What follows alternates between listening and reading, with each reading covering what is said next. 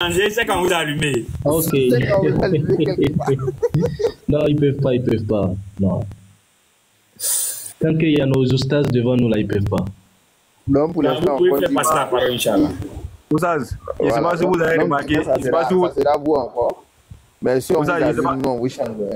Voilà, je ne sais pas si vous avez remarqué quelque chose. Moi, j'ai une technique là, il fait les critères. Il dit, ce que tu dis là, c'est vrai, il faut prendre. Mais ce que je vais te donner là, il faut expliquer. C'est-à-dire, là, il n'y a plus d'échappatoire, en fait. C'est ce que j'ai fait avec eux. C'est-à-dire, ils ont les versets, c'est écrit, oui, on a compris. Mais pour nous, là, il faut expliquer. Il ne va jamais faire. Diabaté, tu es pressé. Pourquoi tu es pressé? Tu as vu des petits chrétiens, tu fais sortir stratégie. Il n'y a pas de problème.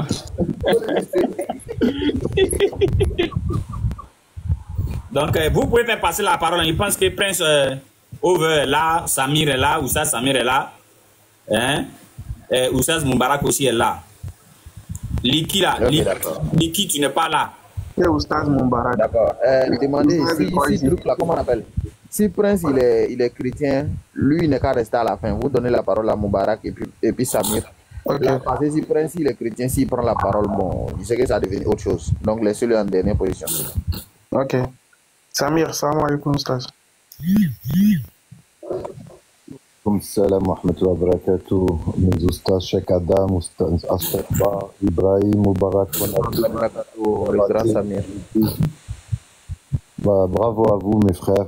Vraiment, je crois que le niveau était trop diabaté pour eux. Comme il a dit Oustaz Aston Bas, j'ai l'impression que Arc-en-Ciel, il a déposé les armes. On a trop débattu avec lui et je crois qu'il a lâché l'affaire. Maintenant, il vient juste philosopher, en fait.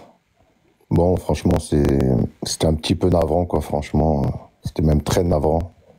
Ouais, mais vous voyez, vous comprenez pas, c'est pas ça qu'on veut dire, donc vous vous trompez, mais moi je vais rien vous expliquer. Ou quand ils partent dans des explications, vous savez, les Juifs, et ce qui se passe là-bas en Palestine, mais ils attendent le Messie, vous voyez, ça n'a rien à voir avec l'islam, ça fait de la peine. Les Juifs, ils attendent le Christ, leur Christ à eux, là, et ils te disent ça d'une manière comme s'ils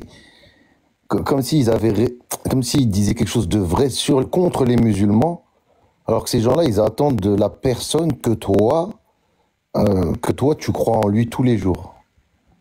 Mais tu les mets en avant. C'est ça qui est très très bizarre avec ces gens-là. Et quand tu les entends parler, j'avais l'impression qu'ils disaient quelque chose de bien. Hein.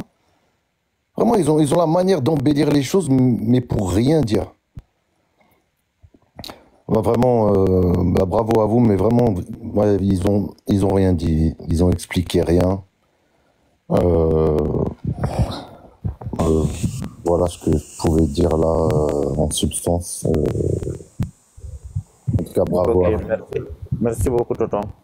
Merci. Moubarak. Salam alaikum, comment vous allez les mettre? Ça va bien, alhamdoulilah, et toi? Ah, Masha'Allah. Tu as fait descendre Konaté, il n'a rien à dire, elle a fini de parler. La pour tous ces poids, la qu'à descendre. Dit qu'il faut faire monter nos gars, mais un peu. Il a fini de manger, non? Il faut dire 2 mois à Aston. Non, pardon. Ok, d'accord. Pas de problème. Tu as peur? Là, t'as gagné. C'est moins. Adam pense qu'il est trop loin. Il est délire, hein? D'accord.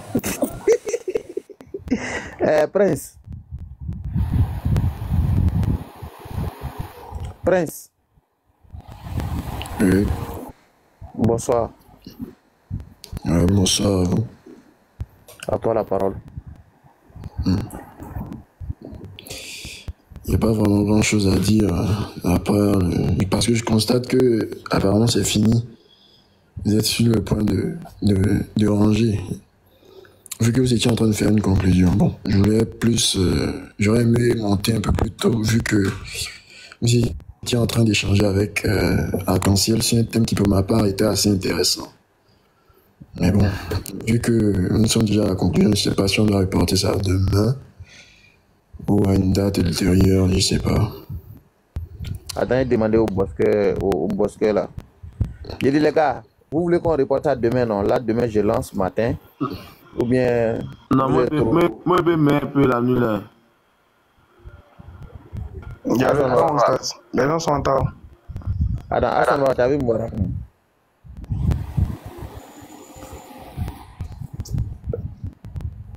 Attends, vas-y, on fait comment?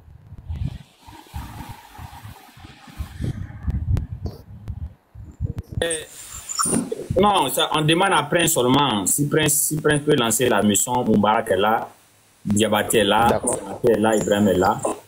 Mais seulement que cette fois-ci, ça sera bien réglementé pour qu'on puisse finir peut-être en 50 minutes ou soit en 1 heure. C'est-à-dire d'ici 1 heure et quelques là-bas, on doit finir.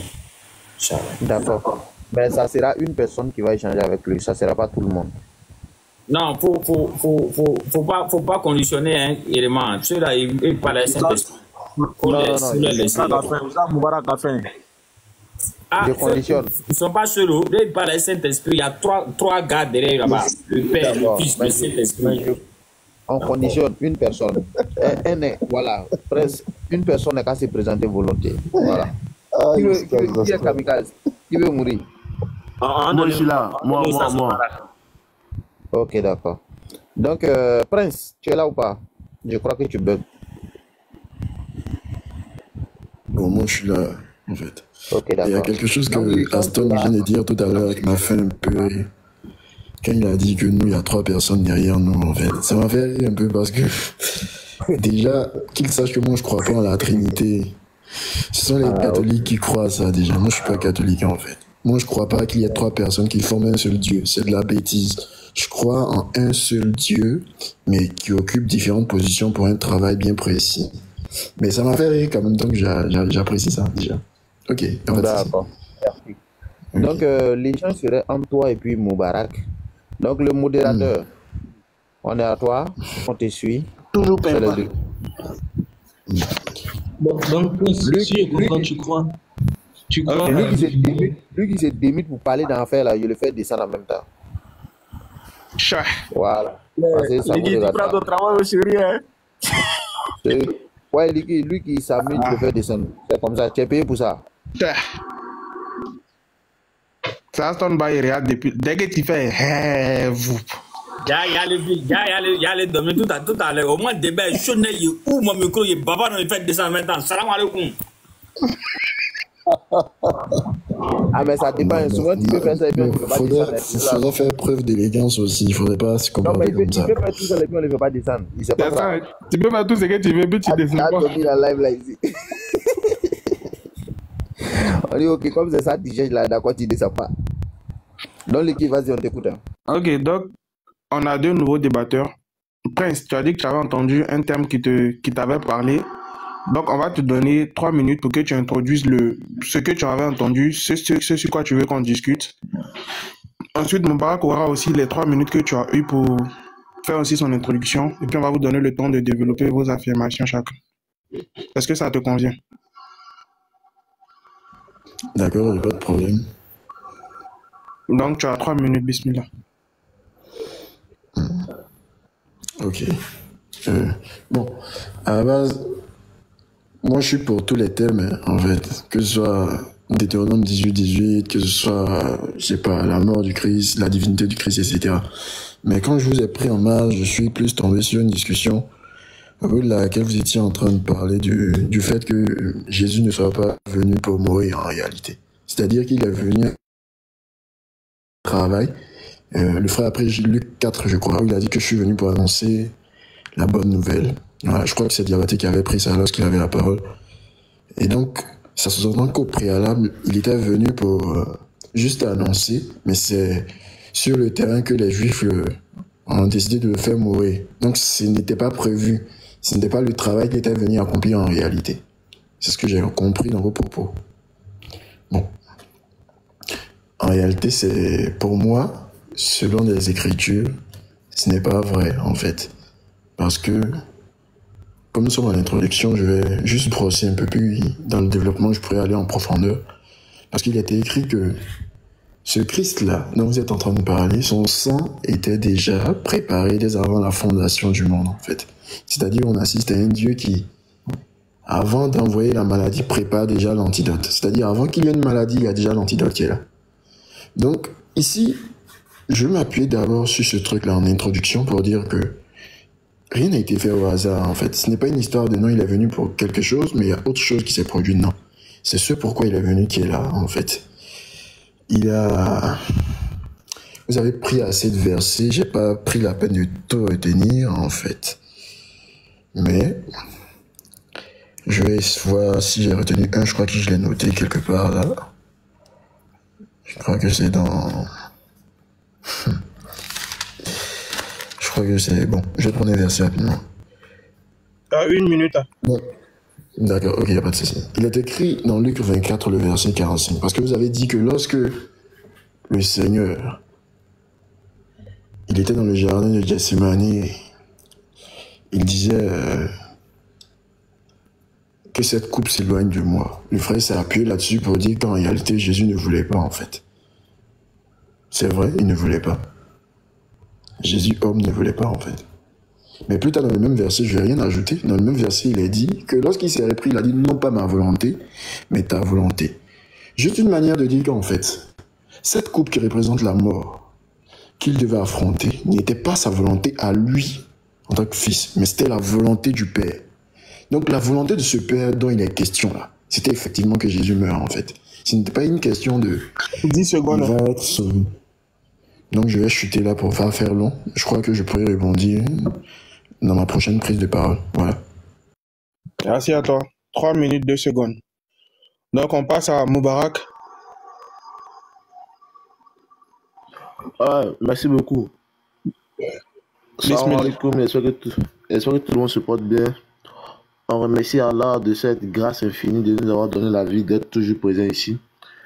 Et j'ai écouté mon frère, j'ai l'impression qu'il n'a pas bien suivi l'échange entre Meoussad et puis ses frères chrétiens en fait. Parce que Meoussad était vraiment plus que clair, plus que limpide en disant la mort, en d'autres termes que le prince a dit tout à l'heure, que c'est Dieu qui a tracé cette mission pour que le Christ vienne mourir à la croix. Alors que les Meoussad ont donné des passages qui sont plus que clairs, qui prouvent que, en d'autres termes, la mort du Christ ne peut pas donner le salut à une personne selon le Christ lui-même et selon Dieu lui-même. Parce que dans la loi de Dieu, dans la loi de Dieu qu'il a enseigné à ses prophètes, qu'il a donné à ses prophètes pour venir transmettre en deux termes à leurs semblables, la mort n'a pas son sens là. La mort ne sert absolument à rien. La mort en deux termes est une chose illogique vis-à-vis des prescriptions, vis-à-vis des enseignements que Dieu a donnés à ses prophètes pour obtenir en deux termes le paradis. La loi que Dieu donne à ses prophètes, à ses serviteurs, à ses oints, vient en d'autres termes montrer la véracité, la grandeur de Dieu. Alors que la mort que vous enseignez, que Paul nous a enseigné, vient contredire tous les enseignements qui ont été donnés par les prophètes. Je pèse mes mots. La mort que Paul nous enseigne vient contredire tous les enseignements des prophètes. C'est pour ça que nous, musulmans, on met les enseignements de Paul vraiment au scanner. On pèse vraiment les mots sur Paul pour dire l'enseignement qu'il a donné. Bien vrai que vous, chrétiens, vous croyez en ça, mais ces enseignements qu'il donne viennent contredire les enseignements des prophètes. Donc vraiment, le frère Prince, prouve-nous réellement, que la mort que Paul a enseigné, la mort du Christ que Paul a enseigné, qui donne en deux termes le salut, donne le paradis. Prouve-nous, Prince, que cette mort-là, ça ne contredit pas l'enseignement de Dieu. Prouve-nous que ça ne contredit pas l'enseignement des prophètes. Si tu as pu nous prouver ça, en ce moment, on serait d'accord avec toi. Parce qu'en réalité, en vérité, comme je t'ai dit tout à l'heure, les enseignements des prophètes viennent en d'autres termes contredire les enseignements de Paul. Donc si tu prends la parole, Inch'Allah, va directement au but du sujet, Inch'Allah, pour qu'on puisse mieux échanger.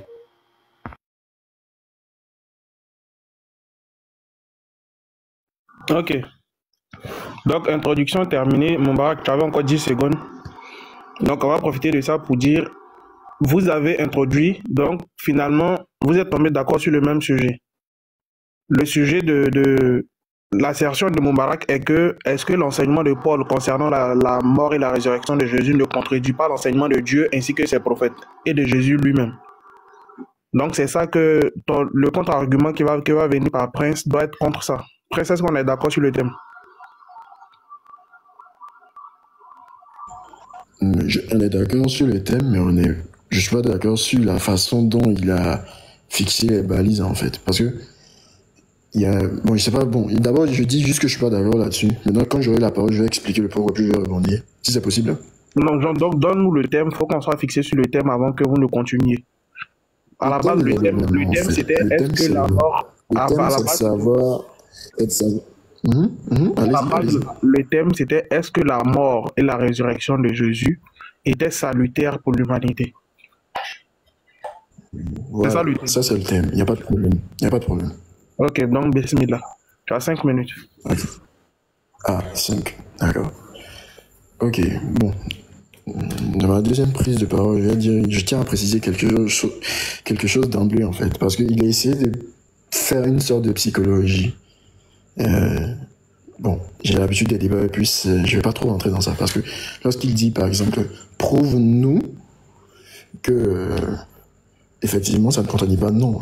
Nous, on doit prouver quelque chose. Moi, je dois prouver qu'effectivement, ça ne contredit pas. Mais toi, tu dois prouver aussi que ça contredit. Parce que tu vas pas te coucher peinard, et puis c'est à moi de prouver, non, non, non.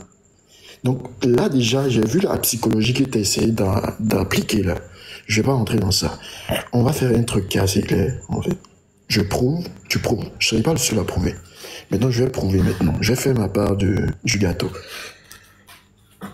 Quand le frère quand tu as pris la parole tout à l'heure, Moubarak, tu as dit que tu pèses tes mots. Et que l'enseignement qui dit que le Christ devait mourir pour nous sauver, que Paul a dispensé, d'ailleurs, est faux. Bon, d'abord, je tiens à corriger ça, que ce n'est pas Paul qui était le premier à dispenser ça, parce que Jésus lui-même le dit. On va le voir tout à l'heure. Il est écrit dans Luc 24, le verset 45. Jésus parle, on parle des disciples de Jésus ici. On dit, alors, il est mis pour Jésus. On dit, alors, il leur ouvrit l'esprit afin qu'ils comprissent les Écritures. Et il leur dit, il est pour Jésus. Donc, c'est Jésus qui parle. Jésus dit, ainsi il est écrit. Jésus dit qu'il est écrit que le Christ souffrirait et qu'il ressusciterait des morts le 3e jour. Jésus parle encore au verset 47, il dit « Et que la repentance et le pardon des péchés seraient prêchés en son nom à toutes les nations, à commencer par Jérusalem. » Donc déjà ici, ça n'a pas commencé avec Paul. Jésus lui-même l'a déjà dit. Il a dit qu'il est écrit. Or, en leur temps, qu'est-ce qui étaient les Écritures? C'était bien la loi et les prophètes, les psaumes. C'est ça, l'ancienne alliance, la Torah, qui symbolisait les Écritures. Donc quand Jésus dit qu'il a été écrit, Jésus ne ment pas, vous êtes d'accord? Jésus est en train de faire référence à la Torah, aux prophètes et aux psaumes. Il dit qu'il est écrit là-bas que le Christ qui devait venir là, ce Christ-là devrait souffrir, mourir et ressusciter le 3e jour. Donc Jésus lui-même en chair, il a déjà commencé cet enseignement-là. Maintenant, il y a un petit truc que j'aimerais clarifier, parce que tu as dit un truc qui était assez intéressant. Tu dis que Paul, vous mettez les enseignements de Paul vraiment à côté. Bon, vous avez le droit. Voilà, on va pas vous reprocher ça. Souvent, j'aimerais faire une clarification. Parce qu'il y a plusieurs personnes qui nous suivent. Paul n'a rien enseigné de contraire à la doctrine de Christ. Parce que je vais montrer quelque chose. Dans Galates 1, le verset 11, il dit « Je vous déclare, frère, que l'évangile que je vous ai annoncé ne vient ni d'un homme, mais c'est une révélation de Jésus-Christ. » Certainement, vous me direz que ça, c'est Paul qui parle. Et que ce que Paul est en train de dire n'est pas vrai. Mais dans Galates 2, il dit que 14 ans après qu'il ait annoncé son évangile, il est monté à Jérusalem voir les apôtres qui ont marché en chair avec Jésus-Christ pour voir si effectivement le Seigneur qui s'est révélé à lui dans Acte 9 sur la route de Damas là, c'est le même Jésus-Christ qui a marché avec les apôtres là. Paul a fini de parler dans Galates 2 jusqu'au verset 7. Il dit, quand il a fini d'exposer son évangile, Pierre et les autres apôtres qui ont marché avec le Seigneur Jésus-Christ en chair, là, lui ont tendu la main d'association pour dire effectivement, l'évangile que tu annonces là, c'est le même Seigneur Jésus-Christ qui a marché avec nous en chair, là, qui s'est révélé à toi sur la route de Damas. Donc Paul n'a en aucun cas contredit la doctrine de Christ.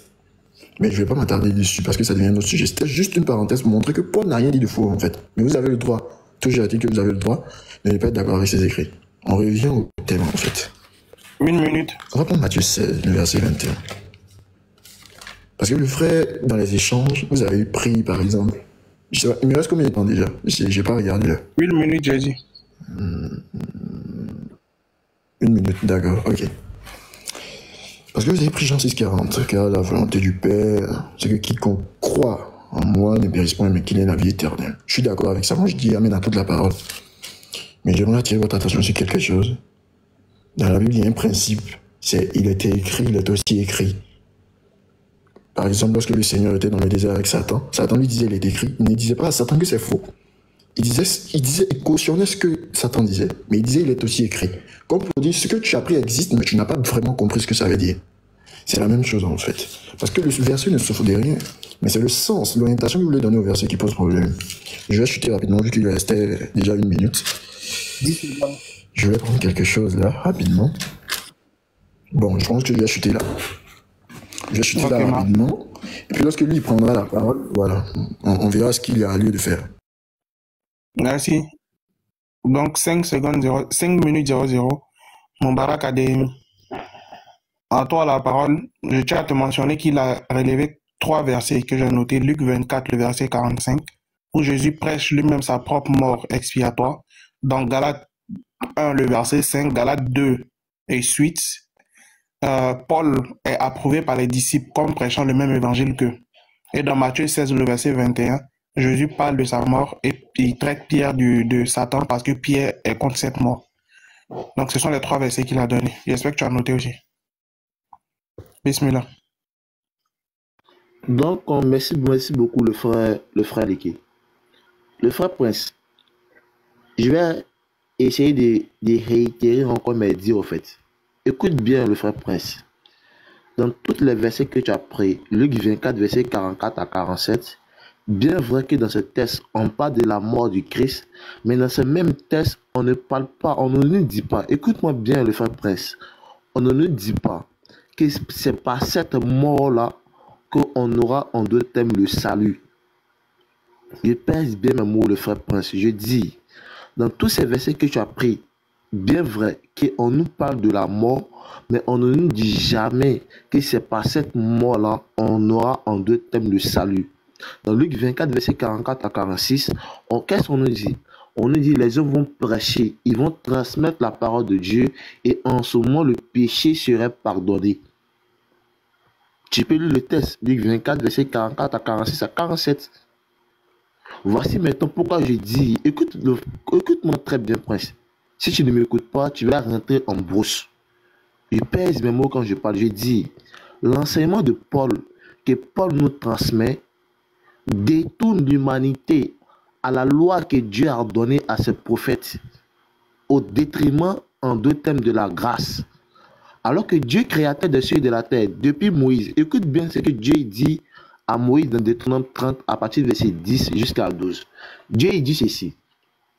Lorsque tu obéiras à la voix de l'Éternel ton Dieu, en observant ses commandements et ses ordres, écrits dans le livre de la loi, lorsque tu reviendras à l'Éternel ton Dieu, de tout ton cœur, de toute ton âme, ce commandement que je t'ai prescrit aujourd'hui, n'est certainement point au-dessus de tes forces et hors de ta portée.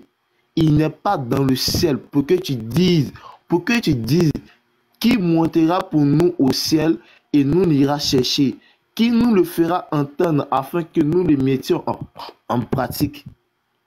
Donc depuis au temps de Moïse, dans Deutéronome 30, verset 10 à 12, Dieu créateur des cieux et de la terre, il dit à son prophète Moïse que la loi qu'il a donnée à Moïse n'est pas au-dessus de sa force. C'est pour ça, là il nous dit, dans la sourate 2, la sourate Bakara, qu'il nous est pardonné une chose qui est au-dessus de notre capacité. C'est ce que Moïse y répète lorsque Dieu lui donne la loi. Deutéronome 30, verset 10 à 12. Donc on retient par ceci que la loi de Dieu, pouvoir l'observer, n'est pas au-dessus de notre force, n'est pas au-dessus de notre capacité, n'est pas dans le ciel, mais cette loi est en nous pour que nous puissions mettre en pratique. Mais le problème, c'est que Paul, il vient détourner l'humanité à cette loi c'est-à-dire au détriment de la grâce. C'est ça le problème. Je vais te citer quelques passages pour que tu puisses comprendre les prophètes qui nous enseignent en 2 thèmes la loi. Parce que c'est très grave ce que vous faites là. Très, très grave. Très grave. Chérie, oui. C'est pas du jeu, c'est pas parce qu'il y a envie de te frustrer, c'est très grave. Très grave. 1 minute 30 Christ lui-même. Ok. Le Christ lui-même, dans Luc 18, verset 18 à 20 à 21, il nous enseigne la loi pour être sauvé. Dans Jean 12, verset 50, il nous enseigne aussi la loi pour être sauvé. Il te donne encore dans Somme 145, on nous enseigne en 2 thèmes la loi aussi pour être sauvé. Tous les prophètes que vous connaissez nous enseignent la loi pour être sauvé. Alors que Paul vient nous détourner de la loi au détriment de la foi pour être sauvé. Même l'un des disciples du Christ se base toujours sur la loi pour être sauvé dans Jacques 2, verset 18 à 20, où on nous dit que l'homme ne peut pas être jugé par la foi uniquement. Il faudrait qu'on doit être jugé par les œuvres ainsi que la foi. Mais les œuvres là, c'est quelles œuvres? Ce sont les œuvres de la loi. Quand tu prends Matthieu 16, verset 27 à 28, le Christ dit: au renouvellement de toutes choses, en 2 thèmes, le jour de la résurrection, vous qui m'avez suivi, vous serez assis sur 12 trônes pour juger les 12 maisons d'Israël. Mais à travers quoi? À travers les œuvres qu'ils ont mis en pratique de la loi. Donc, il faut bien méditer. Je dis et je persiste encore en disant, Paul vient donner un enseignement qui est au détriment de la loi des prophètes. Ça, à ce moment-là, il dit qu'il faut relever ce défi-là. Prouve-nous que ce que j'ai dit là, c'est faux. C'est ce que Paul a enseigné. Paul n'a pas enseigné la loi. Il dit la loi là, dans Galates 3, verset 19 à 20, que nous ne sommes plus sur la loi. Prouve-nous que les prophètes qui sont venus avant la venue de Paul là, ont enseigné ce que Paul a enseigné. Atterrissage. C'est très simple, frère Prince. Vraiment.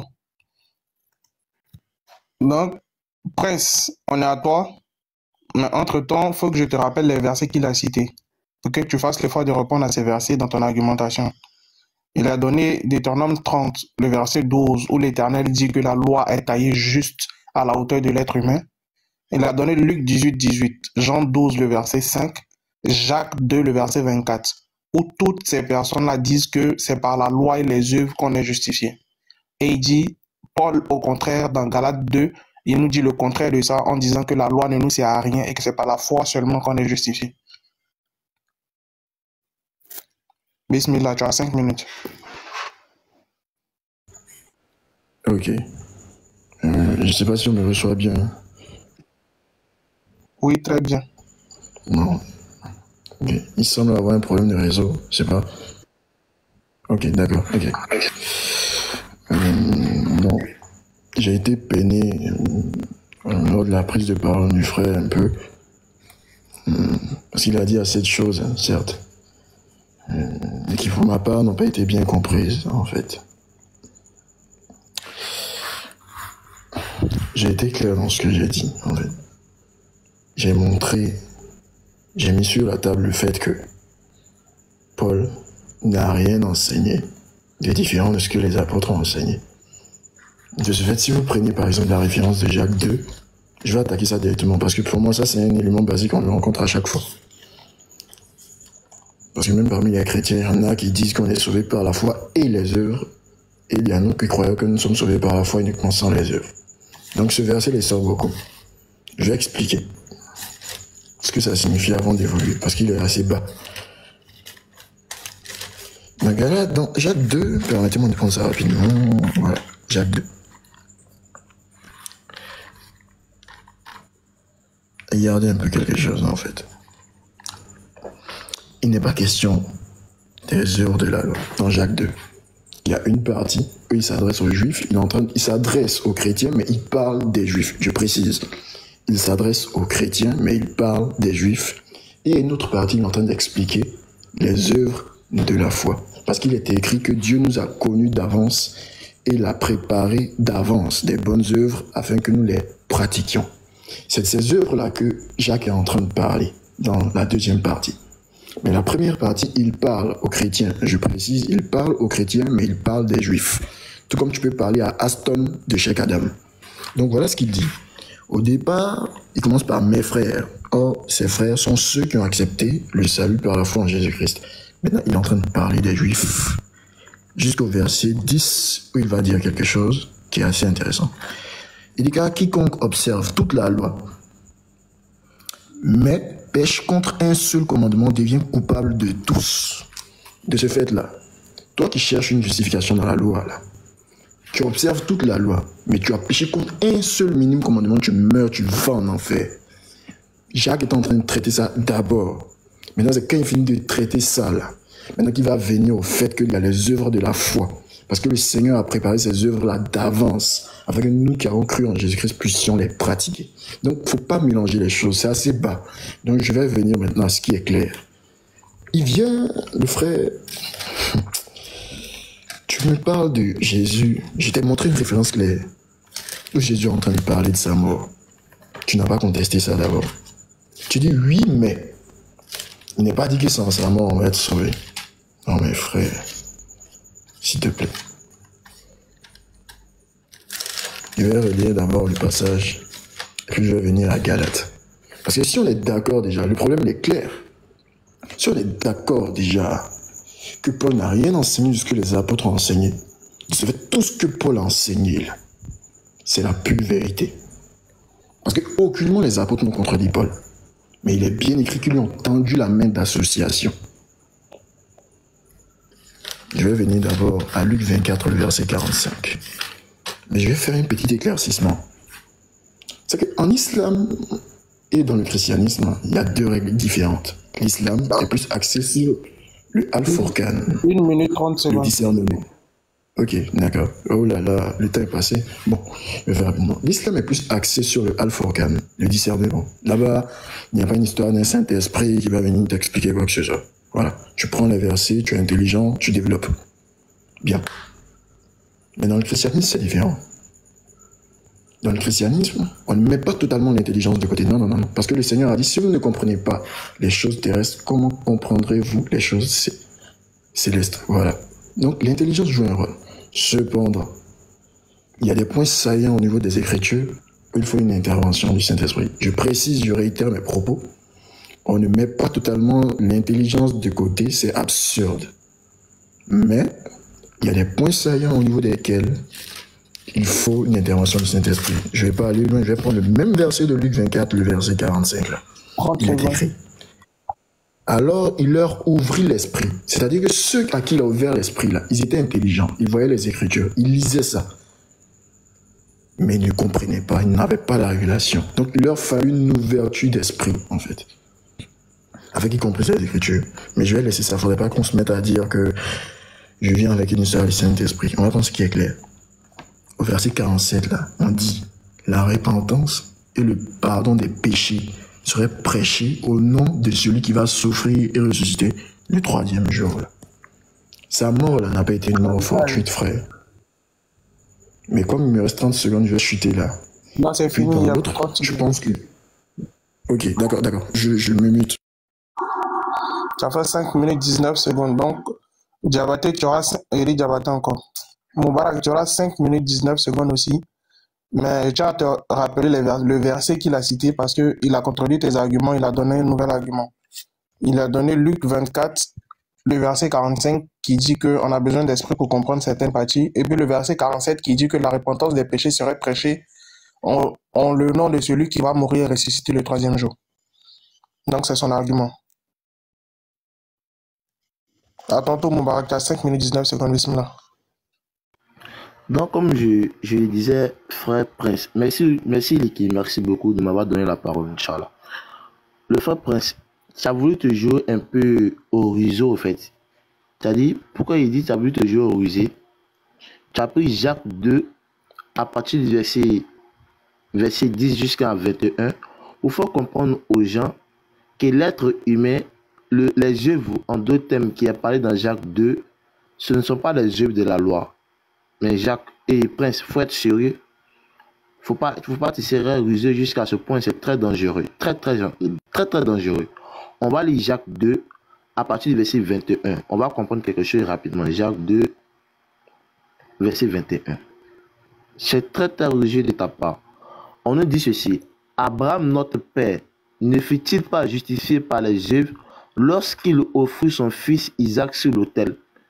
Abraham a été justifié par les œuvres. Par les œuvres. Mais pourquoi tu veux forcément mettre en d'autres termes les œuvres en expliquant que ça ne fait pas partie de la loi? Alors que dans Genèse 26, à partir du verset 5, Dieu nous dit qu'il a donné ces lois à Moïse, à Abraham, pour qu'Abraham puisse marcher là-dessus. De Genèse 26, verset 5. Écoute bien la partie là. Parce que Abraham a obéi à ma voix et qu'il a observé mes ordres, mes commandements, mes statuts et mes lois. Donc Abraham là, il fut justifié par les œuvres de la loi. Parce qu'il n'a pas dit l'œuvre. Si j'avais dit l'œuvre qu'il avait faite, on pourrait dire c'est lorsqu'il partait sacrifier son fils, on parle de l'œuvre qu'il a fait. Mais on parle de les œuvres. Les œuvres. Donc il y a plusieurs œuvres qu'Abraham a fait. Mais Abraham a fait quel genre d'œuvres? Ce sont les œuvres de la loi qu'Abraham a mis en pratique. On peut retrouver dans Genèse 18, verset 18. Ça c'est 1. Dans Genèse verset 5, ça c'est 2. Et dans Genèse 17, on peut retrouver ça là-bas pour montrer qu'Abraham, il marchait selon les lois, les commandements, les prescriptions de l'Éternel. Abraham n'a jamais marché autrement que ça. Il faut bien réfléchir, Prince, avant de donner tes arguments. Et je t'ai dit, tu n'as pas pu contredire mes dits. Hein? Je t'ai dit, j'ai pesé mes mots. J'ai dit, la loi que Dieu a donnée à Moïse, dans Deutéronome 30, verset 10 jusqu'à 12, vous pensez que Dieu, il a donné ça, c'est-à-dire ces lois en deux thèmes. La loi en deux thèmes à sa créature. Dieu, il n'est pas mature, quoi. Mais Dieu, il n'est pas intelligent lorsqu'il donne sa loi à sa créature. Vous voulez faire comprendre à Dieu, la loi qu'il donne à sa créature est au-dessus de la force de sa créature. Donc Dieu, il n'est pas mature. Arrêtez ça, le frère Prince. Dieu, il est très mature, il est très intelligent. Il nous a déjà observé avant même la création. Donc lorsque Dieu, il dit, il ouvre sa bouche, il te dit, toi-même tu entends avec tes deux oreilles, Prince, avec ton intelligence, où Dieu, il te dit, la loi qu'il a donnée à sa créature, là, ce n'est pas au-dessus de sa force, ce n'est pas dans le ciel pour dire, pour que sa créature puisse dire que lui ne peut pas pratiquer cette loi-là. C'est dans sa main, c'est en lui, il peut pratiquer ça. Le frère Prince, c'est Dieu même qui dit, Dieu même il dit ça. C'est Dieu même qui a dit, ce n'est pas quelqu'un d'autre, c'est Dieu lui-même. On ne peut pas contredire la parole de Dieu, Prince. Et mais si tu veux contredire la parole de Dieu, tu me dis, hein. C'est pour ça que je t'ai dit que tous les prophètes que tu connais là, et tous ont transmis la loi de Dieu pour être sauvés. Je vais te citer quelques passages pour que tu puisses comprendre. Lorsqu'on prend dans Genèse et Jérémie 8, verset 7 à 8, le prophète Jérémie enseignait la loi pour être sauvé. Lorsqu'on prend 1 Chronique 22, verset 12 à 13, David a enseigné la loi à son fils Salomon, si je ne me trompe pas, pour être sauvé. 1 Chronique 22, à partir du verset 12 à 13. Tous les prophètes, étaient cités même encore Somme.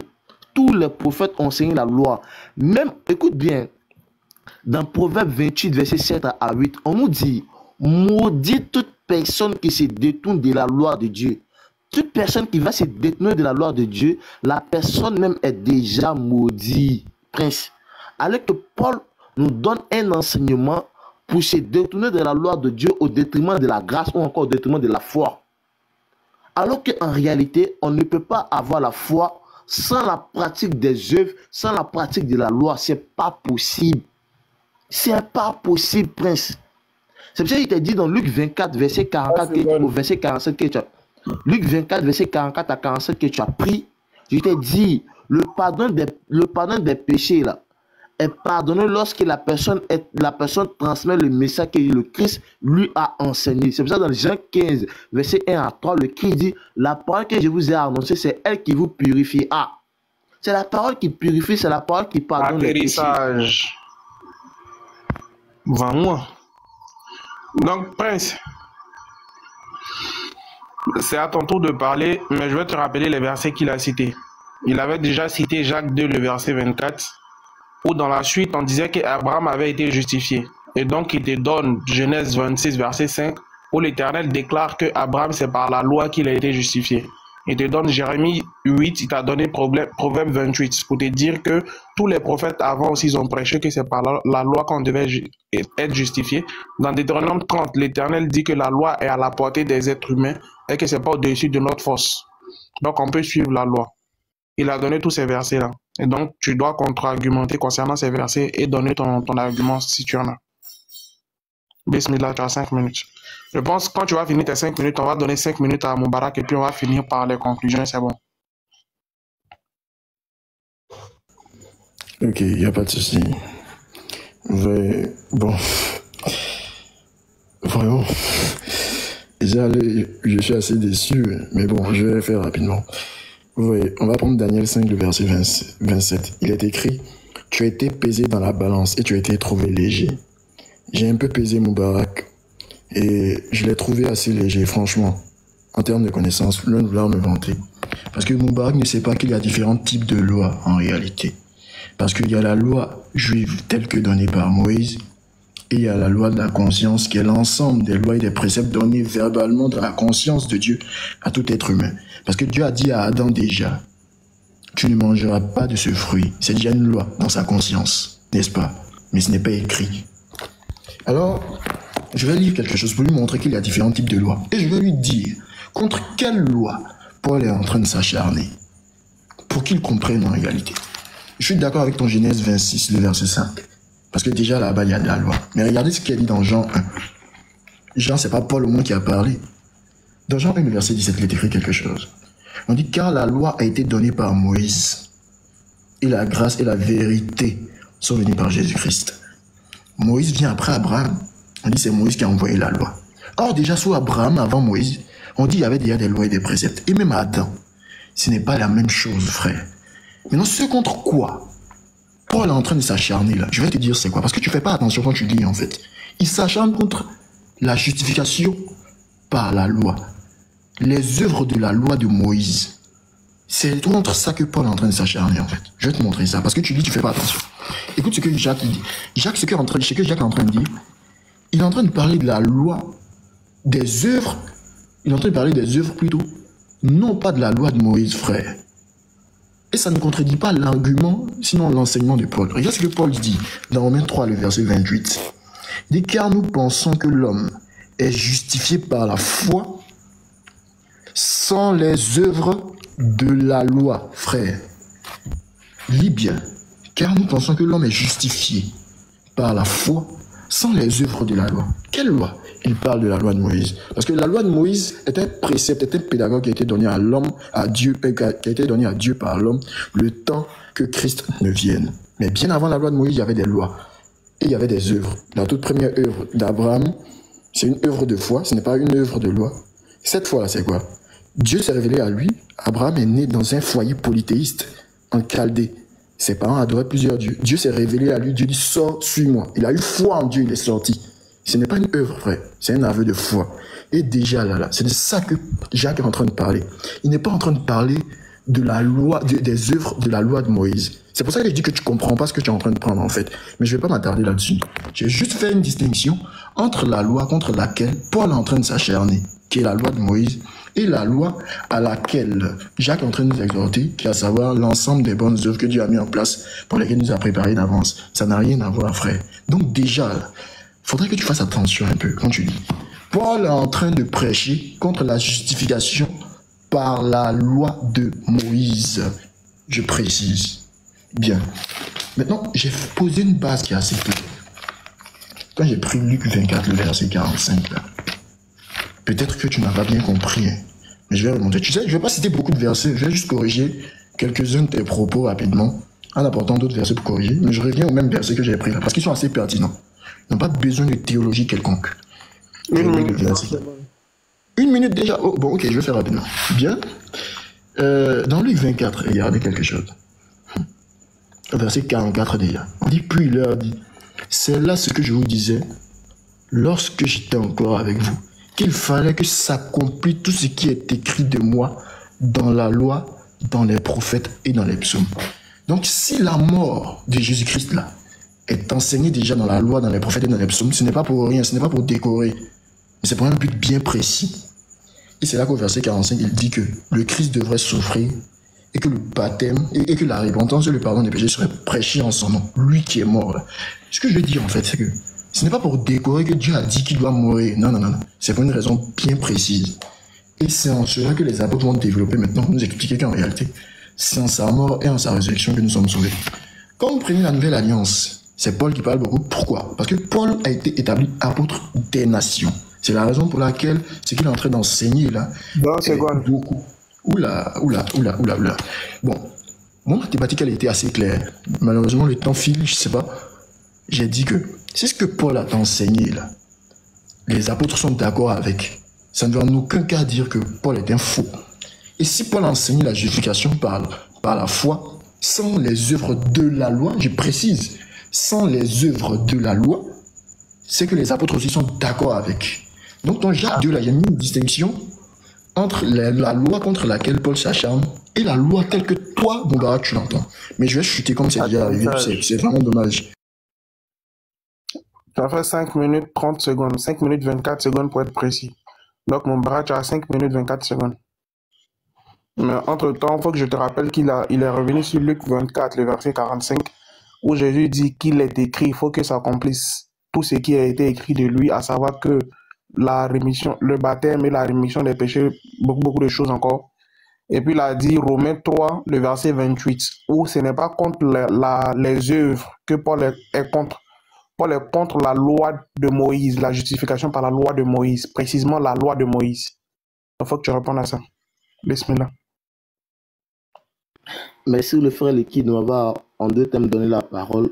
Il y a l'impression que le frère Prince ne m'a pas compris. Prince, je dis, écoute bien, je dis, Dieu créateur des cieux et de la terre qui nous a créés, il dit que la loi qu'il a donnée à Moïse là, l'homme peut pratiquer ça. Si Paul dit l'homme ne peut pas pratiquer ça là, pour Dieu et pour Paul là, on doit prendre pour qui? Prince, sur nous deux aujourd'hui, on se trouve le jour de la résurrection, on se trouve devant Dieu. Toi, tu dis à Dieu que Paul dit on ne peut pas pratiquer ces lois. Moi, je dis, Dieu, tu m'as dit on peut pratiquer tes lois. Moi, j'ai pratiqué ça. Et tu donnes un exemple d'un test. Luc 1, à partir du verset 4 à 5. Il y a quelque chose, Élisabeth et puis Zacharie. On nous dit, du temps de Hérode, roi de Judée, il avait un sacrificateur nommé Zacharie, de la classe d'Abia. Sa femme était d'entre les filles d'Aaron et s'appelait Élisabeth. Tous deux étaient justes devant Dieu, observant d'une manière irréprochable tous les commandements et toutes les ordonnances de Dieu. Donc on voit des gens qui ont pratiqué la loi de Dieu, qui ont mis d'une manière irréprochable la loi de Dieu. C'est pour ça même dans Jacques 2 que tu apprends à partir du verset 21, on nous dit que Abraham, le père de la foi, a été justifié par la loi. Par la loi, il a été justifié. C'est-à-dire, dans même Genèse 26, verset 5, on confirme ça. Mais tu me prends parole de Paul qui vient contredire même la parole de Dieu, créateur des cieux et de la terre, dans Deutéronome 30, verset 10 à 12. Tu veux que... Bon, dis-moi, Prince, tu veux que moi de faire quoi là? Moi, je te donne parole de Dieu. Tu me donnes parole de Paul pour pouvoir contredire parole de Dieu. Bon, dis-moi de faire quoi ici? Prince, dis-moi, tu veux qu'à faire quoi pour toi ici là? Dis-moi, c'est quoi tu veux qu'à faire pour toi? C'est quelle prière tu veux qu'à faire pour toi ici? Moi, il n'y a pas Saint-Esprit, pas prier Saint-Esprit. Il n'y a pas ça, il n'y a pas Saint-Esprit qui peut te sauver ici là. C'est ton intelligence qui doit te sauver. Si tu vas dormir là, pose-toi la question. Ils m'ont dit que Dieu a dit ça. Paul est venu contredire ce que Dieu a dit. Logiquement, avec la raison la plus raisonnante, je dois accepter pour Dieu, moi je dois accepter pour Paul. Comme je t'ai dit, écoute ce qu'il t'a dit depuis le début. Hein. Tu n'as même pas pu contredire un seul argument de ce qu'il a dit au début. Je dis que tous les prophètes qui sont venus sur terre là, et tous ont enseigné la loi pour être sauvés. Jésus, pas Jésus, et tous ont enseigné la loi pour être sauvés. Et tous, sans exception. Mais Paul est venu enseigner autre chose que ça. Alors que le même Paul lui-même nous dit, dans Romains 10, verset 17, la foi vient de ce qu'on entend, et ce qu'on entend vient de la parole du Christ. Si je ne me trompe pas, hein, il va prendre le texte pouvoir mieux, pour ne pas que je me trompe dans la dit, Romains 10, verset 17. Il dit, ainsi, la foi vient de ce qu'on entend et ce qu'on entend vient de la parole du Christ. Dans la parole du Christ, là, ce que Christ a enseigné là, c'est dans ça que tu peux avoir la foi, prince. Ce que Christ a enseigné là, c'est dans ça que tu peux avoir la foi. Alors que le Christ de son vie pendant son ministère, il a passé toute sa vie en train d'enseigner la loi. Et je te donne des versets qui sont plus que clairs. Il y a Matthieu 23, verset 1 à 5. Il y a Luc 18, verset 18. Il y a Jean 12, verset 50. Tous ces versets montrent que le Christ enseigne la loi pour être sauvé. Prince, si réellement tu veux accéder au paradis, si vraiment tu veux hériter le paradis, il faudrait que tu sois soumis à ce que le Christ a enseigné au détriment des autres. 1 minute 20 secondes. Parce que, écoute bien, le disciple ne peut pas être plus grand que le maître. Le maître est toujours plus grand que le disciple. La parole du maître est au-dessus du disciple. Le maître nous enseigne que nous serons sauvés par la loi, pas en d'autres termes par la foi. Mais nous serons sauvés par la loi, par la loi, par la loi, par la loi, par la loi. Prince, faut te réveiller. Faut te réveiller, pardon. Série des questions là. Dans Luc 24 que tu as pris là. Il a gardé ça que je ne voulais pas parler là-dessus. Série des questions là. On s'est laissé d'abord. Ça serait trop doux. Tu vas comprendre quelque chose qui serait très très intéressant. Je te dis. En tout cas, il faut méditer ce qu'il t'a dit. Les prophètes ont enseigné la loi, mais Paul a enseigné la foi au détriment de la loi. Il faut méditer sur ça. Il faut bien méditer sur ça. Médite sur ça. Dieu il dit que la loi qu'il a donnée à sa créature n'est pas au-dessus de la force, au-dessus de sa créature. Ce n'est pas dans le ciel. Sa créature peut marcher selon cette loi-là. Il faut méditer là-dessus, frère. Prince, médite là-dessus. Inch'Allah, qu'Allah facilite et qu'Allah nous donne la bonne compréhension. Amen.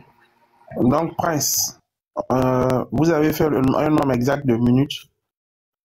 Donc, on va revenir à toi. Ou bien c'est... Bon, je te laisse la liberté vu que tu es notre invité. On va passer à la série des questions-réponses. Tu vas poser ta question, il va répondre directement à ta question. Ensuite, il va te retourner une question à laquelle tu vas répondre directement. On va faire ça 2 fois. Donc, je te laisse la liberté de choisir. C'est lui qui pose sa question d'abord, bien tu poses ta question en même temps. Bon, il va poser sa question. Bon, mais je voulais dire quelque chose. Du fait que nous soyons déjà 2 et qu'il dit qu'il aimerait bien échanger, si on ne peut pas ajouter encore le temps. Parce que ça me plaît bien, en fait, de discuter avec lui. Après, il faut dire qu'il est tard et puis les frères ont beaucoup attendu dans le parc. Donc, ok, il n'y a pas de souci. Et puis, n'oubliez pas, demain matin, on se reprend. On se reprend demain matin. Demain matin, ça va. Il est là toute la journée. Moi, tu vas le voir. Parce que bon, régulièrement, j'arrive ici, mais quand je fais la demande, c'est rare qu'on prenne. Il y a un musulman même qui s'est plaint dans les commentaires et tout ça. T'inquiète, ça a changé. Donc, tu dis que c'est lui qui pose la question, c'est toi. Oui, qu'il pose une question, parce qu'il dit que c'est à moi de démontrer et tout ça, donc... Donc, Mbarak, vas-y. Mbarak, pose ta question. Tu as 1 minute. Voici ma question. Si Paul nous enseigne que l'être humain ne peut pas pratiquer la loi, que l'être humain ne peut pas être justifié par la loi, pourquoi Dieu il dit dans Deutéronome 30 à partir du verset 10 à 12, que la loi qu'il a donnée à sa créature peut pratiquer ça. Est-ce que tu m'as compris, hein? Si tu n'as pas compris, je peux répéter encore, réitérer ma question. Je dis, Dieu créateur de cieux et de la terre, il dit à Moïse dans Deutéronome 30, verset 10 à 12, que la loi qu'il a donnée à Moïse, l'être humain peut pratiquer ça sans problème. Sans problème. Mais pourquoi Paul nous enseigne le contraire de ce que Dieu a dit dans Deutéronome 10 à partir du verset 12? Ok, donc merci Moubarak. C'est toi qui vas répondre. Tu auras 3 minutes pour donner ta réponse, mais je pense que c'est beaucoup, mais on va faire ça pour la première question. Donc tu auras 3 minutes pour donner ta réponse. Mais avant, je te lis, pour ne pas que ça prenne dans ton temps, je te lis Deutéronome 30 à partir du verset 10. Pour ne pas que ça diminue dans ton temps. Lorsque tu obéiras à la voix de l'Éternel ton Dieu, en observant ses commandements et ses ordres écrits dans ce livre de loi, lorsque tu reviendras à l'Éternel ton Dieu, de tout ton cœur et de toute ton âme, Cependant, je te prescris aujourd'hui n'est certainement point au-dessus. Ce que je te prescris aujourd'hui n'est certainement point au-dessus de tes forces et hors de ta portée. Il n'est pas dans le ciel pour que tu dises qui montera au ciel, qui ira le chercher, qui nous le fera entendre, afin que qui nous mettions en pratique. Donc l'Éternel, voici les 3 versets qu'il a donnés, 10 à 12 d'Éternel 30. Tu as la parole, Prince. Si tu veux, je répète sa question si tu l'as pas bien entendu. Ok, j'ai compris ce qu'il a dit. Ok, Bismillah, tu as 3 minutes. D'accord. Je pense qu'il a dit que Dieu a dit quelque part dans Deutéronome, le chapitre que vous venez de lire, là, le petit passage là, que ces lois là qu'il nous donne ne sont pas au-dessus de nos forces. Bien, je vais répondre rapidement. Parce que c'est ce que je disais en fait. J'ai essayé de peser un peu Moubarak, mais il a été léger. Je vais revenir rapidement dessus. J'ai dit que Paul, l'enseignement qu'il dispense, c'est le fait de penser que l'on est justifié par la loi de Moïse, en fait. Et l'enseignement est en accord avec l'enseignement des apôtres et l'enseignement de Christ lui-même. Maintenant, qu'est-ce que la loi de Moïse? La loi de Moïse, est-ce que c'est l'ensemble des commandements là seulement qu'il faut respecter pour être sauvé? Non. En plus de cela, il y a l'expiation du peuple qu'il faut faire. C'est-à-dire qu'on sacrifie un animal et ce sang-là, on fait l'expiation chaque année sur le peuple. Ce sang qu'on asperge sur le peuple-là et l'ensemble des commandements et bien d'autres choses, c'est tout ça qui constitue la loi. Mais ce sang-là, des animaux-là, n'était pas parfait. C'est ça qui est la loi de Moïse là. Ce n'est pas seulement le fait de dire tu ne voleras point, tu ne tueras point, c'est pas de ça. Si c'est ça là, l'homme peut le faire. Dans Job, Job dit à Dieu, lorsqu'il était frappé, lorsque Satan venait le tenter sous permission de Dieu, il dit j'ai respecté toutes tes lois. Dieu n'a pas dit Job, tu mens. Dieu était d'accord avec. Mais il est question de quoi? La loi, ce n'est pas seulement que... Parce que si tu ne comprends pas une chose, tu ne peux pas venir débattre sur cette chose. Il faut que tu comprennes ce que c'est que la loi de Moïse, le principe. On va faire un débat là-dessus. Le principe de la loi de Moïse ne pense pas que c'est seulement les commandements, non. Il y a aussi l'expiation, l'aspersion du sang. Et ce sang-là, c'était le sang des animaux, des taureaux et des boucs. Mais ce sang n'était pas parfait. Voilà pourquoi, en plus des œuvres et de ce sang des taureaux et des boucs qui n'étaient pas parfaits, là, il fallait que le Seigneur Jésus-Christ lui-même vienne comme un agneau sans défaut, conformément à Isaïe 53, pour mourir à la croix. De sorte à ce que lui étant le Fils de Dieu qui a fait couler son sang, ce sang qui est parfait puisse purger tout le monde une bonne fois pour toutes. C'est ça qui était la loi de Moïse avant. Contre quoi Paul est en train d'enseigner pour dire qu'il y a déjà un sang parfait qui est là. Parce que ces juifs-là, ils continuent toujours de se réfugier dans la loi de Moïse, croyant justifier en ça, en pratiquant toujours l'aspersion du sang.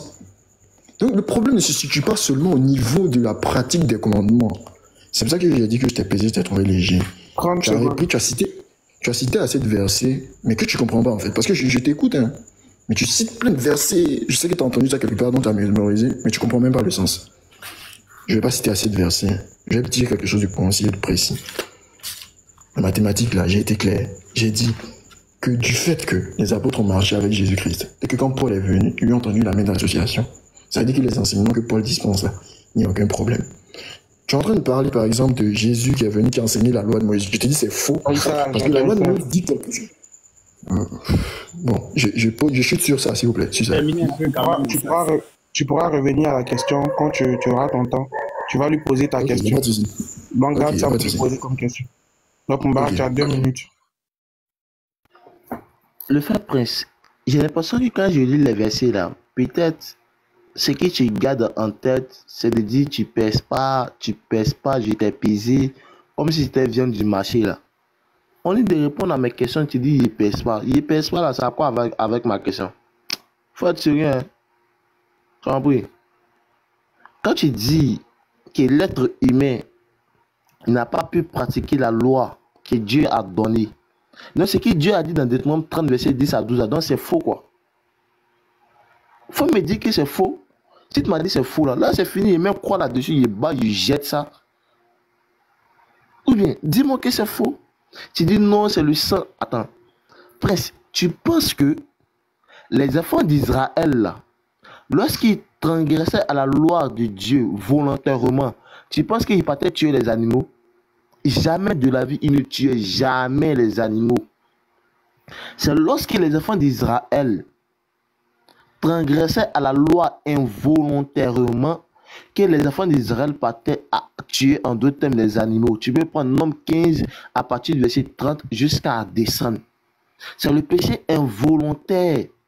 Lorsqu'il commettait ça, il tuait des animaux. Mais lorsqu'il commettait un péché volontaire, ils se détournaient du péché qu'ils ont commis au détriment de la loi que l'Éternel les a donnée dans Deutéronome 30 à partir du verset 10 à 12. Tu peux trouver ça dans Exode 32, verset 32. Lorsque Moïse a voulu prendre la place des enfants d'Israël, lorsqu'ils sont allés adorer des veaux d'or volontairement, qu'est-ce que Dieu dit?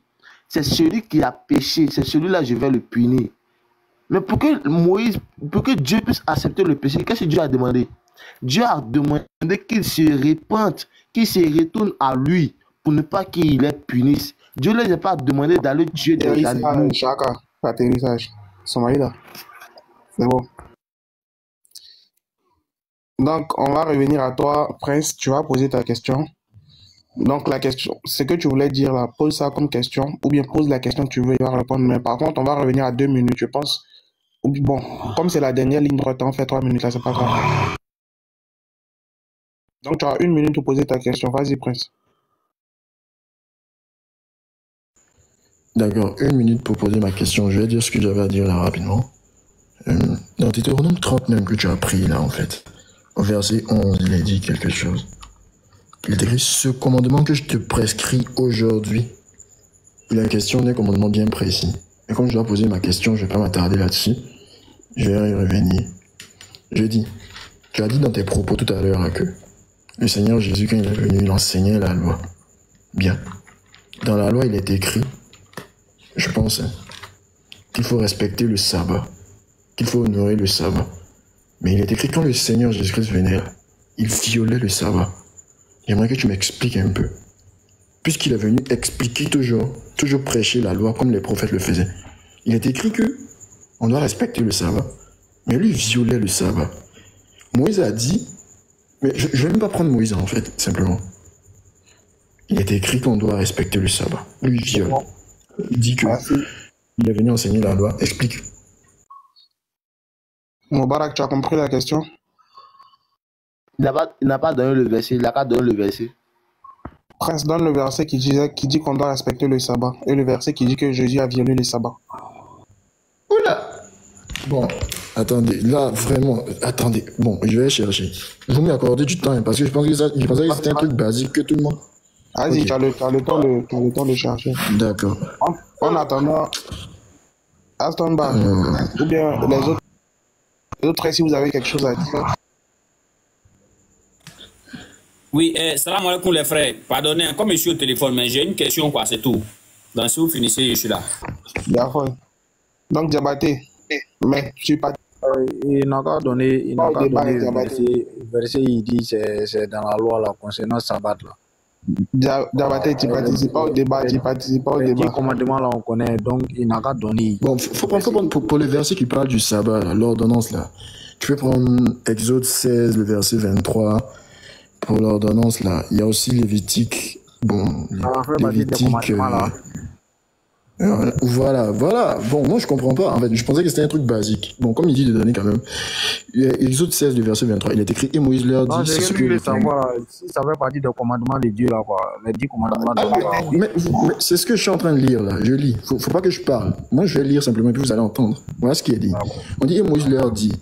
C'est ce que l'Éternel a ordonné. Demain est le jour du repos. C'est ce que l'Éternel a ordonné. Ordonné. Donc c'est une ordonnance. Demain est le jour du repos, le sabbat consacré à l'Éternel. Bien. Maintenant, ici, voilà, il a dit que on doit observer un sabbat. Maintenant, je vais prendre la partie où Jésus violait le sabbat là. Parce que je vous ai dit de montrer où il donnait ça comme règle. Et puis bon, je sais pas. Je crois que c'est... Diabaté, tu n'es pas dans le débat, faut attraper ton cœur. C'est Jean 5, je crois que c'est Jean 5, le verset 18, il a dit, à cause de cela, les Juifs encore plus cherchait encore plus à le faire mourir, non seulement parce qu'il violait le sabbat. Bien, j'ai donné les deux références où il y a un sabbat à respecter, et puis une autre référence où on dit que ce Jésus qui est venu enseigner la loi toujours là, violait le sabbat. Moi, j'aimerais juste qu'il m'explique, voilà, simplement, comment Jésus qui est venu enseigner toujours la loi viole le sabbat. Bien. Ok, donc Moubarak, il a donné Exode 16, le verset 23, je lis, et Moïse leur dit, c'est ce que l'Éternel a ordonné. Non, en fait c'est un verset parmi tant d'autres, quoi. Mais en fait, c'était juste parce que je voulais trouver quelque chose pour dire qu'il y a ça. Sinon, en fait, il y a des références qui parlent du sabbat. Ta question, il a dit qu'il voulait le verset. Ce que tu as donné ta question, tu as affirmé que on avait ordonné le sabbat et Jésus a transgressé le. On avait ordonné le sabbat et Jésus a transgressé. Donc, il voulait les références de ça. Oula, bon, attends. Je vais prendre ça rapidement, vraiment. Bien. Dans Exode 31, 16, je pense que là c'est mieux. Voilà. Ou alors dans Exode 35, 2, il est écrit, on travaillera 6 jours, mais le 7e jour sera pour vous une chose sainte, c'est le sabbat. Je pense que ça c'est clair. Voilà. Exode 35, le verset 2. On dit, on travaillera 6 jours, mais le 7e jour sera pour vous une chose sainte, c'est le sabbat. Donc c'est écrit que le 7e jour c'est une chose sainte, c'est le sabbat. C'est une ordonnance de l'Éternel. Maintenant, dans Jean 5, on dit Jésus violait le sabbat. Je voulais qu'il explique, tout simplement. Bien. Donc on est d'accord qu'il y a un sabbat à respecter et Jésus a violé ça. Je veux qu'il explique. C'est tout. Moubarak, vas-y, bismillah. Ah, merci le frère Liquide de m'avoir donné la parole. Le point, c'est que j'ai fait exprès au fait de lui dire de me donner les versets au fait. C'est fait exprès. Parce que dans le verset, dans le Nouveau Testament, lorsque on dit, c'est-à-dire les gens qui ne croient même pas au Christ, qui traitent le Christ de n'importe quoi, ils disent au Christ qu'il a transgressé le sabbat. Lui, le frère Prince, ne peut même pas prendre la parole du Christ, qui est en dessous, qui suit Jean 18, Jean 19, il n'est même pas capable de prendre Jean 19 pour pouvoir écouter l'accusation que les gens disent du Christ. Qu'est-ce que le Christ lui-même il dit de ce qu'on lui a dit lorsqu'on dit il viole le sabbat? Qu'est-ce qu'il a répondu? Il n'est même pas capable de faire ça. C'est comme si une personne s'élève aujourd'hui et dit le Christ, ce n'est pas un vrai prophète. C'est vrai, tu as dit, mais qu'est-ce que le Christ dit de lui-même? C'est la question. Il dit quoi de lui-même? On va lire le verset 19. Il lit le verset 18 à 19 pour que tu puisses bien comprendre le frère Prince. Écoute bien. À cause de cela, les Juifs cherchaient encore plus à le faire mourir. Non seulement parce qu'il violait le sabbat, mais parce qu'il appelait Dieu son propre Père et faisant lui-même égal à Dieu. Jésus reprit donc la parole et leur dit en vérité, je vous le dis, le Fils ne peut rien de lui-même. Il ne fait que ce qu'il voit faire au Père. Et tout ce que le Père fait, le Fils aussi le fait pareillement. Dans le Christ ici, le Fils nous enseigne que le fait de pouvoir faire une chose sainte le jour du sabbat ne vient pas de lui. C'est le Père créateur des cieux et de la terre qui lui a ordonné de faire ça. C'est Dieu créateur des cieux et de la terre qui lui a ordonné de faire. Alors que les Juifs l'accusaient. Mais l'accusation est logique. Mais la responsabilité du Christ, c'était de venir faire la volonté du Père. Et cette volonté du Père de pouvoir transgresser la loi du sabbat vient du Créateur des cieux et de la terre, de Dieu lui-même. C'est Dieu qui a autorisé, qui a favorisé, qui a donné cette ordonnance au Christ pour pouvoir transgresser la loi du sabbat.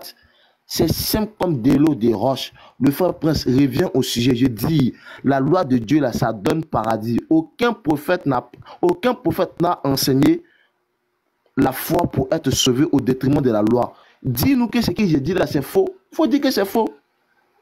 30 secondes. Faut dire ça. Faut dire que c'est faux. Faut être sérieux. Au lieu de dire que je ne pèse pas, on a ces viennent t'aller acheter pour donner à ta femme là. Faut arrêter ça.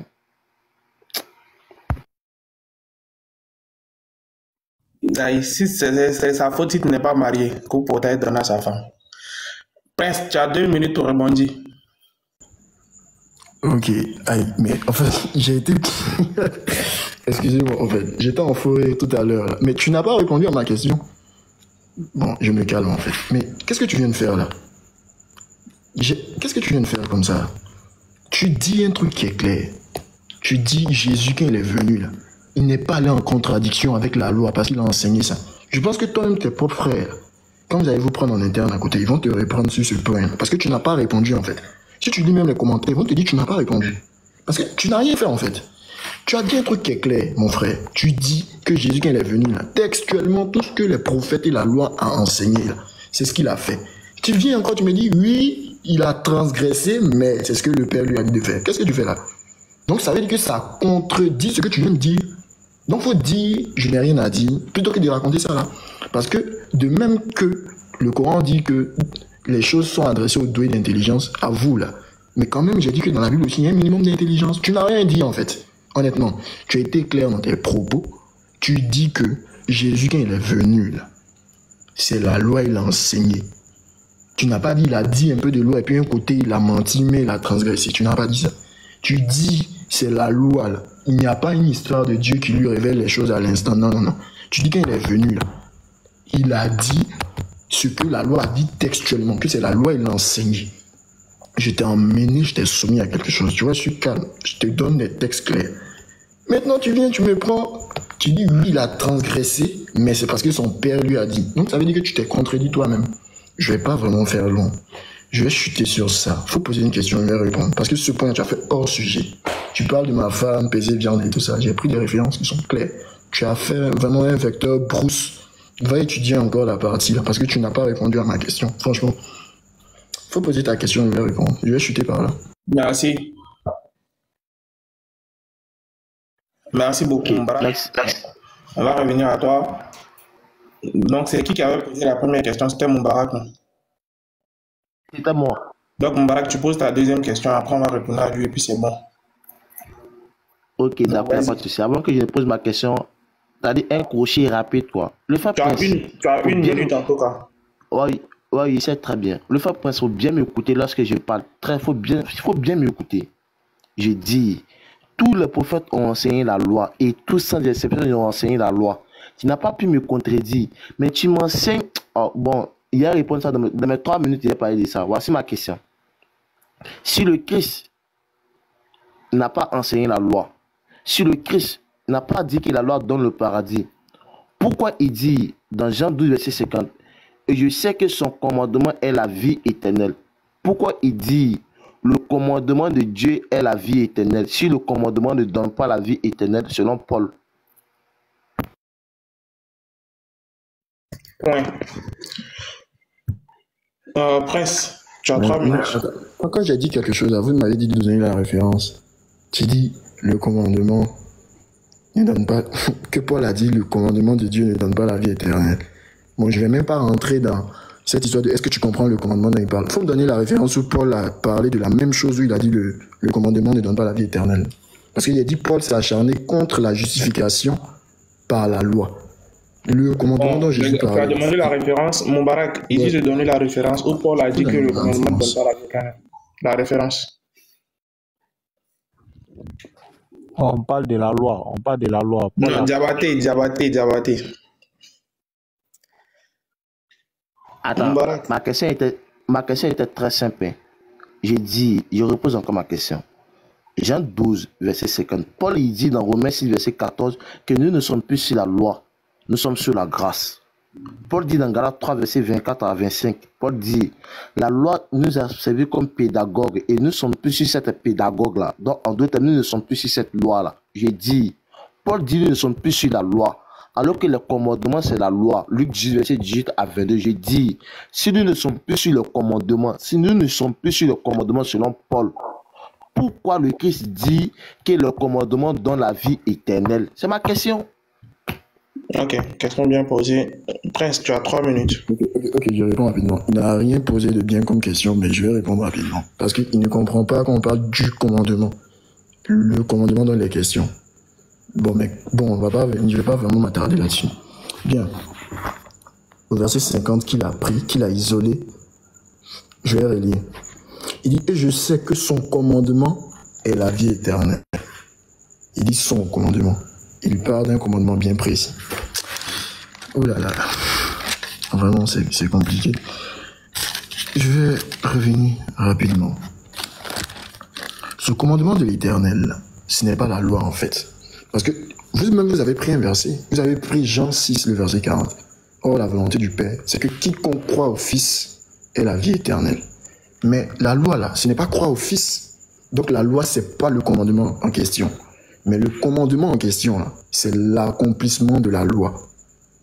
L'accomplissement de la loi, là, c'est ça le commandement, en fait.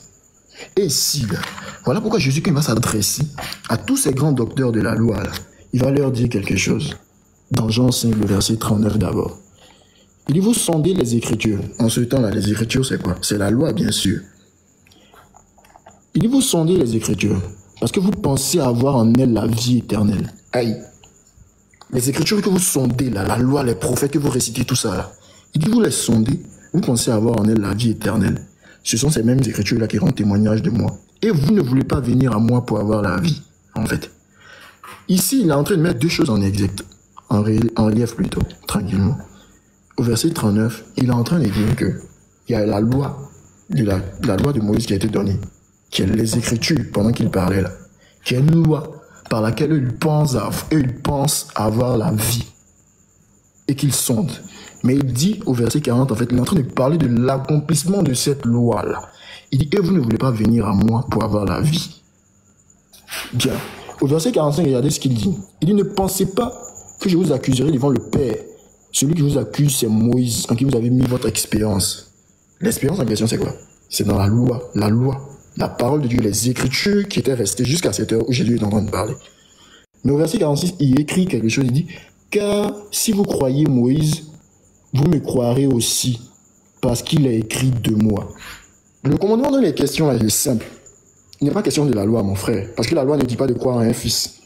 La loi dit de respecter des ordonnances que Dieu a fixées. Mais le commandement dont il est question, c'est l'accomplissement de cette loi-là, qui dit qu'il faut croire en un fils qui vient. C'est pour ça qu'il dit, je ne suis pas venu pour abolir, mais pour accomplir. Donc tu n'as pas compris le verset, tu le prends de façon isolée, tu le martèles. Bon, je ne comprends pas. Qu'est-ce que tu es en train de faire? Donc, je ne sais pas combien de temps il me reste. Si je peux ajouter quelque chose. Il me reste combien de temps, s'il vous plaît? Parce que vraiment... C'est fini? D'accord. Ok. Bon, il va répondre. Bah, tu as 2 minutes pour répondre, vas-y. Attends, Prince, t'es sûr que toi, tu as peur de Dieu? Non, moi, il te demande quoi? Tu es sûr que tu as peur de Dieu, Prince? Quand tu dis le commandement, là, ce n'est pas la loi, là, c'est quoi? Prince, tu es sérieux? Tu es sûr que tu es sérieux? Commandement, c'est pas la loi, c'est quoi? Il y a lié un test. Luc 18 à partir du verset 18. Un chef interrogea Jésus et dit, bon maître, que dois-je faire pour hériter la vie éternelle? Jésus lui répondit, pourquoi m'appelles-tu bon? Il y a de bon que Dieu seul. Tu connais le commandement. Tu connais le commandement, tu ne commettras point d'adultère, tu ne tueras point, tu ne dévoreras point, tu ne diras point de faute mal au nom de ton père et ta mère. Commandement, là, c'est pas loi, là, c'est quoi? Commandement, là, c'est pas loi, c'est quoi? Et puis tu me dis que moi, je me contredis, mais toi, tu es un enfant dans la spiritualité. Tu ne sais pas qu'il y a des prophètes. Lorsque les prophètes viennent là, ils viennent améliorer des lois qui étaient déjà là auparavant. Tu ne sais pas ça? Toi, tu ne sais pas ça? Tu ne sais pas ça? Lorsque les prophètes viennent là, ils viennent avec les législations ou encore ils viennent améliorer la législation qui était là déjà. Donc lorsque le Christ va transgresser en 2 termes à la loi du sabbat, c'est ce que Dieu lui a transmis de faire. C'est ce que Dieu lui a ordonné. Arrête ça. Prince, c'est pour ça que le Christ nous dit que lui n'est pas venu abolir la loi des prophètes. Il n'est pas venu faire ça. Il est venu accomplir la loi des prophètes. Il dit tant que le ciel et la terre va rester là. La loi là, ça ne va pas disparaître. C'est là, tu vas pratiquer ça, Prince. Tu veux la facilité, tu mens. Tu ne peux pas avoir facilité ça là. Tu as pratiqué loi ça là. Loi ça là, tu as pratiqué. Tu as pratiqué en bruit. Donc il faut bien réfléchir. Hein. Atterrissage. Ah. Ils ont fini la question-réponse ou bien c'est là encore? Non, la dernière question revient à Prince. C'est mon père qui a posé la première question. Donc Prince pose sa question et puis c'est fini? Ouais. Prince pose, Moubarak répond, Prince répondit et puis c'est fini. Maintenant, Cheikh Adam, entre-temps, Cheikh Adam, il n'a pas tous les pouvoirs, il ne peut pas faire monter Konaté qui est descendu là. Est-ce que Cheikh Adam est là ou bien il dort? C'est pas grave. Konaté, il faut rester dans les commentaires. On a déjà fini. Vas-y, Liki. Donc, Prince, vas-y.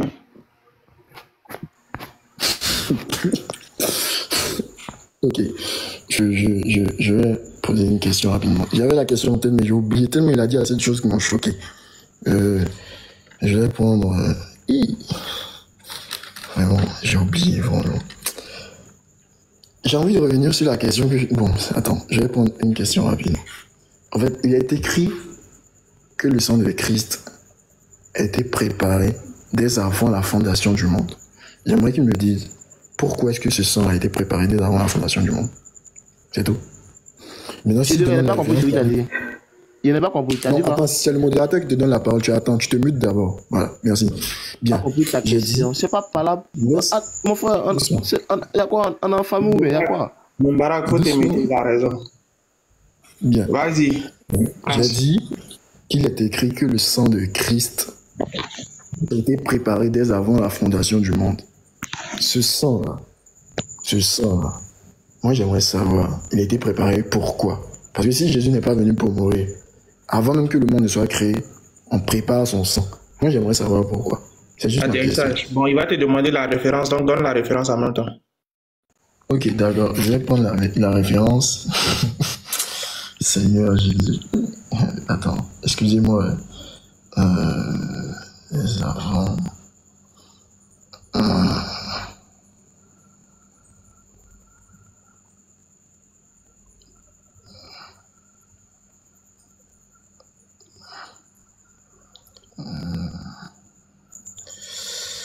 Ouh là là là là là là là là là.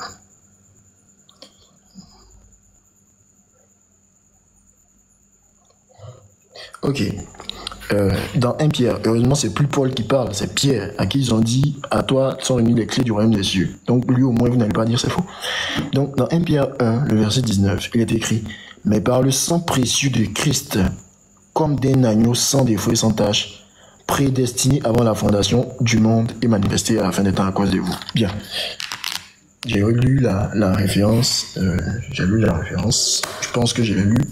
J'aimerais qu'il réponde pourquoi est-ce que quelqu'un qui est censé venir pour juste prêcher, mais on dit que avant même que le monde dans lequel il va venir pour prêcher là ne vienne, lui son sang était déjà préparé. Moi j'aimerais que tu m'expliques parce que je ne comprends pas. Tu comprends? Merci Prince. Moubarak, vas-y, tu as 3 minutes. Le frère Prince, écoute-moi très bien. C'est-à-dire, si tu m'avais écouté depuis le début, tu vas bien comprendre les dires au fait. Je t'ai dit, depuis le début, j'ai dit, tous les prophètes qui sont venus sur terre là, je me suis adressé aux prophètes et je t'ai dit que le maître est toujours plus grand que le disciple. Le disciple ne peut pas être plus grand que le maître. Prends la parole d'un prophète de Dieu qui nous enseigne ce que tu nous as dit là. Je dis, aucun prophète n'a enseigné ça. Aucun prophète n'a enseigné ça, Prince. Aucun prophète n'a enseigné ça. Depuis le début, mes réponses, ma thèse était basée sur l'enseignement des prophètes. Et je t'ai dit, l'enseignement des prophètes était basé sur la loi. Donc je dis et je répète, Prince, si tu ne me poses pas de question sur l'enseignement d'un prophète, si tu ne me poses pas une question sur la manière d'être sauvé par l'enseignement d'un prophète, dommage. C'est dommage. C'est dommage. Donne-moi un test où un prophète a enseigné ce que tu m'as donné. Parce que moi, personnellement, pour que je puisse croire en quelque chose, il faudrait que la réponse ou encore l'enseignement doit aller avec l'enseignement d'un prophète. Le Christ n'a jamais basé son enseignement ou encore le fait dire accéder au paradis, le salut. Si sa mort, il n'a jamais enseigné ça. Jamais. Ici, il y a des gens qui ont enseigné ça derrière lui. Alors, ça c'est le problème. Hein? Nous, on dit, on parle des prophètes, on parle des prophètes, on parle des enseignements des prophètes. Qu'est-ce que les prophètes ont dit pour être sauvés? Qu'est-ce qu'ils ont raconté? Qu'est-ce qu'ils ont donné comme base nécessaire pour obtenir le paradis? Est-ce que c'est la loi ou c'est autre chose? Et on a vu qu'à travers les enseignements, c'est la loi, c'est pas autre chose. Et si tu me donnes un texte qui parle de autre chose, qui parle de la mort, alors, non, on ne t'a pas dit que dans la Bible, il n'y a pas de texte qui enseigne que par la mort, l'être humain sera sauvé. Il n'était pas dit ça. Dans 1 Corinthiens 14, verset 15 à 17, Paul nous enseigne la mort du Christ, que c'est par cette mort on sera sauvé. On est d'accord avec ce qui est écrit dans la Bible.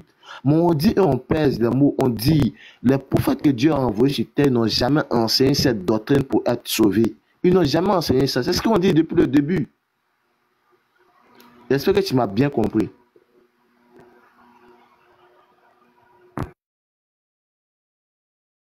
Donc, merci, Moubarak. Vas-y, tu as 2 minutes. Bien, en fait, je suis assez péniché au regret, en fait, parce que c'est pas très élégant, c'est pas très honnête ce que tu as fait. T'as pas répondu à ma question, hein, en vrai. Mais j'aurais préféré que tu dises ça dès le départ, parce que ça sous-entendait que tu allais répondre. Quand j'ai donné, tu as dit donne la référence. Ça sous-entendait que tu t'apprêtais à répondre. Mais quand tu vois que tu es coincé, parce que tu vois que ça existe bel et bien, tu es coincé, parce que tout le monde a constaté que tu es coincé. Toi-même, tu sais que tu es coincé. Et tes frères savent que tu es coincé. Mais, on va pas s'attarder là-dessus comme des gamins. On va avancer. Parce que j'ai posé 2 questions, tu n'as pas répondu. J'ai dit, tu as bien parlé, tu as dit que Christ, là, quand il est venu, là, il n'a pas enseigné autre chose que la loi.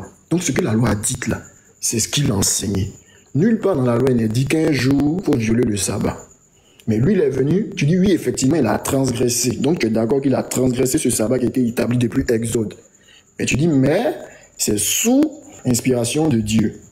Donc, c'est-à-dire que tu es d'accord qu'il a transgressé, chose que la loi n'a pas dite. Tu n'as pas répondu. Deuxième question, tu dis non, que toi, c'est les enseignements des prophètes. Mais je vais revenir aux enseignements des prophètes, là. Jésus lui-même, dont tu parles, que tu dis tu aimes, là, hein, plus que nous, les chrétiens, c'est lui qui est en train de parler. On dit au verset 44, puis il leur dit, c'est là ce que je vous disais, c'est Jésus qui parle. Il dit, lorsque j'étais encore avec vous, qu'il fallait que s'accomplisse tout ce qui est écrit de moi dans la loi de Moïse, dans les prophètes et dans les psaumes. Donc Jésus dont tu parles là, il dit que sa mort là, les prophètes, la loi de Moïse et les psaumes l'ont enseigné ça. Donc faut pas me parler d'une mort que les prophètes n'ont pas enseignée. C'est toi qui connais pas, faut pas dire qu'ils n'ont pas enseigné. C'est simple en fait.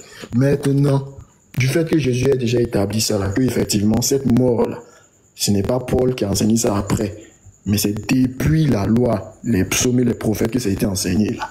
J'ai dit, ce sang là, qui devait couler là, a été préparé dès avant la fondation du monde. Si tu ne connais pas, soit tu dis bon, je vais aller chercher. C'est simple. Même vous, il y a des choses que vous pouvez me poser. Je vais dire, je m'en vais chercher. Donc je vais atterrir rapidement. On retient que tu n'as pas répondu aux 2 questions. Tout le monde est témoin. Ils vont te répondre après tes frères. Et merci. Donc, franchement, merci les frères. C'était dans la bonne humeur, dans la paix. Et c'est ce qu'on espère de tous les débats qui auront lieu sur ce panel. Donc, on va vous remercier. C'était de qualité. Vous avez fait l'effort de répondre à la hauteur de vos connaissances. Maintenant, on va passer à Tonba qui va nous dire ce qu'il a envie de dire. Et puis, on va faire un tour de parole pour que tout le monde puisse dire quelque chose aussi. On peut faire une conclusion de 1 minute à 2 minutes, 2 minutes, alors que notre tout ça se passe. Quand arrivé à ton tour de parole, tu as fait ta conclusion. Ça va être 2 heures, vous débattez, tu n'as pas fait ça. Modérateur, nous si même. Non, moi je voulais seulement que le frère Prince ouvre son micro. C'est vrai, on appelle les tours de parole. Maintenant, si vous voulez que je prenne peut-être 1 minute après pour les féliciter, il n'y a pas de problème. Mais je voulais juste un petit truc, quoi. Juste un petit truc chez mon frère Prince. Prince, s'il te plaît, si tu peux ouvrir ton micro.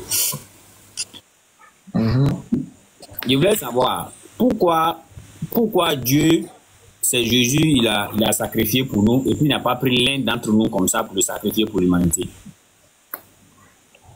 J'ai répondu à ça simplement en disant que la loi repose sur des principes et dans la loi, il y a l'expiation du peuple qu'on faisait avec le sang des animaux, mais ce sang-là n'était pas parfait.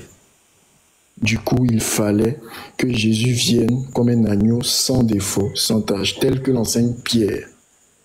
Donc c'est cet agneau-là, Jésus qui a l'image d'un agneau, il vient mourir à la croix, de sorte à ce que ce sacrifice qu'on faisait avant, là, qui est une ombre des choses, parce qu'il est écrit dans Hébreux 10, le verset 1, que la loi possède une ombre des choses et non l'exacte représentation des biens à venir.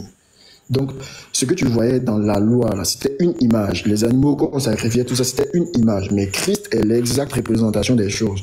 Donc, lui, il vient maintenant, il est l'animal parfait qui fait couler son sang. Avec une fois qu'on a la foi en lui, on est sauvé. Tout simplement. Voilà. Merci, c'est la réponse même que je voulais. Donc, ça veut dire que Dieu a envoyé Jésus en tant que quelqu'un qui est sans péché. n'est-ce pas, pour pouvoir mourir pour nous. Parce que le sang des animaux n'était pas parfait. En d'autres termes, n'était pas pur. N'est-ce pas? Moi, je voulais simplement savoir quoi. Ces animaux-là, c'est quel péché ils ont fait et puis leur sang est devenu impur. Non. Je tiens à préciser que quand Dieu a créé les animaux, il y a des animaux qu'il a déclarés purs et impurs. Ça, c'est dans sa préscience là-bas. Maintenant, ce sont des animaux là. Dieu lui-même, il a dit que c'est impur. Nous, on ne lui pose pas de questions en fait. Parce que dans Daniel 4, le verset 35, on dit Dieu fait ce qu'il veut. Et il n'y a personne qui lui dise pourquoi tu fais ça. C'est lui qui dit que les animaux là, leur sang est impur.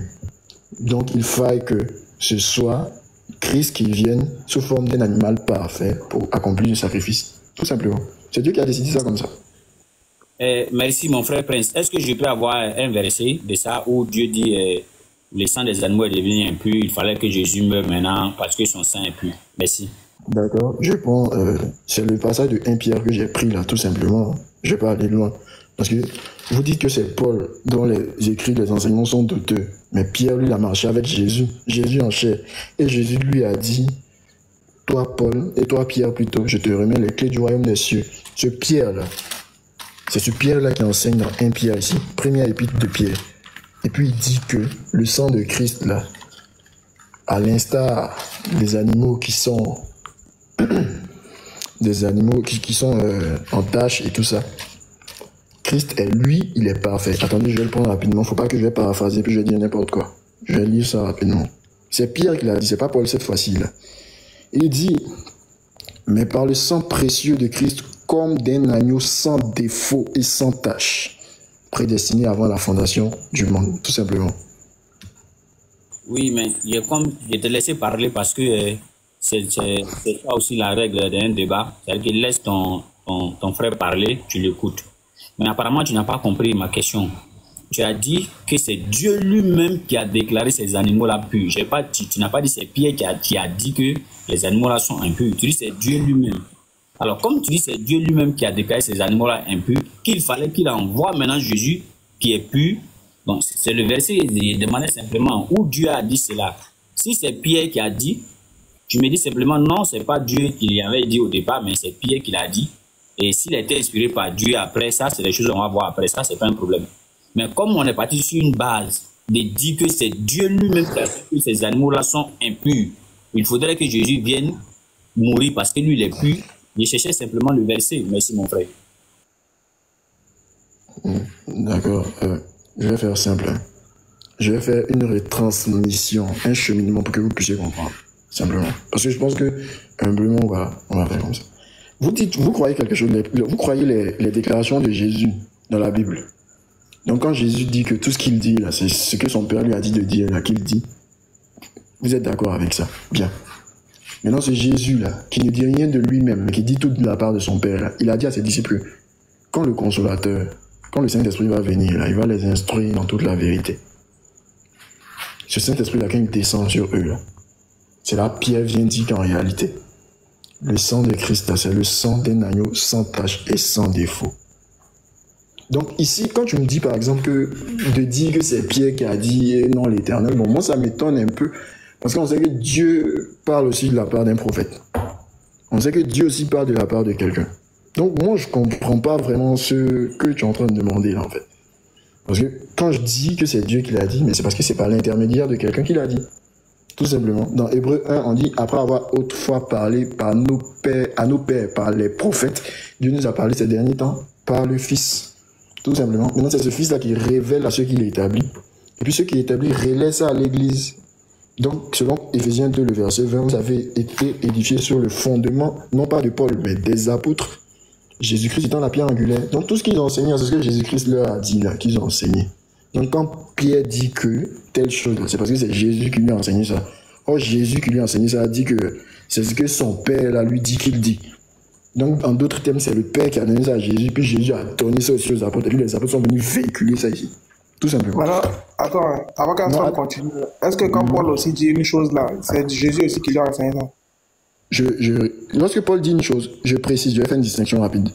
Paul a dit dans Galates 1, le verset 11, « Je vous déclare, frère, que l'évangile que je vous ai annoncé ne vient point d'un homme, mais d'une révélation de Jésus-Christ. » Donc Paul nous a dit ça. Donc, il sait qu'il y a des moments qu'il va donner... Je réponds rapidement. Donc, Paul sait qu'il y a des moments qu'il va donner des choses qui ne viennent pas de Dieu, ça l'engage. À ce moment-là, il dit, je ne fais point un ordre. Mais je dis ça par condescendance. Donc, il est en train de dire que c'est pas Dieu qui lui a dit ça. Il dit ça, là. C'est moi, il donne mon avis. Hein. Tu veux, tu prends. Tu veux, tu laisses. Mais en ce qui concerne les autres, là, il ne dit pas ça parce que c'est ce que Dieu lui a dit qu'il dit. Donc, je voulais faire cette précision-là, en fait. Pour dire que tout ce que Paul n'a pas dit... Aston, continue, on va revenir à ça. Parce qu'il y a un verset, il veut comprendre. Ok, pas de souci. En fait, je ne voudrais pas qu'on rende les choses longues, quoi, n'est-ce pas? Mon frère Prince, tu sais, on est ici, comme toi-même tu le fais, c'est de tirer les gens des ténèbres à la lumière. Voilà. Et on sait que, même aussi en islam, il y en a, on sait que il y a la parole de Dieu qui est là, n'est-ce pas? Il y a la parole de ces prophètes eux-mêmes. Quand ils parlent, on sait que c'est eux-mêmes qui sont en train de parler d'eux-mêmes. Et il y a la parole des envoyés des prophètes. De la manière c'est catégorisé comme ça dans la Bible, c'est comme ça aussi, c'est catégorisé aussi chez nous ici en islam. En islam, il y a Allah, il y a le messager d'Allah et il y a ses compagnons. N'est-ce pas? Même les compagnons du prophète, ils peuvent dire quelque chose qui est bien clair, bien joli, bien propre même. Mais quand on nous demande, on dit non, c'est un compagnon du prophète qui a dit ça.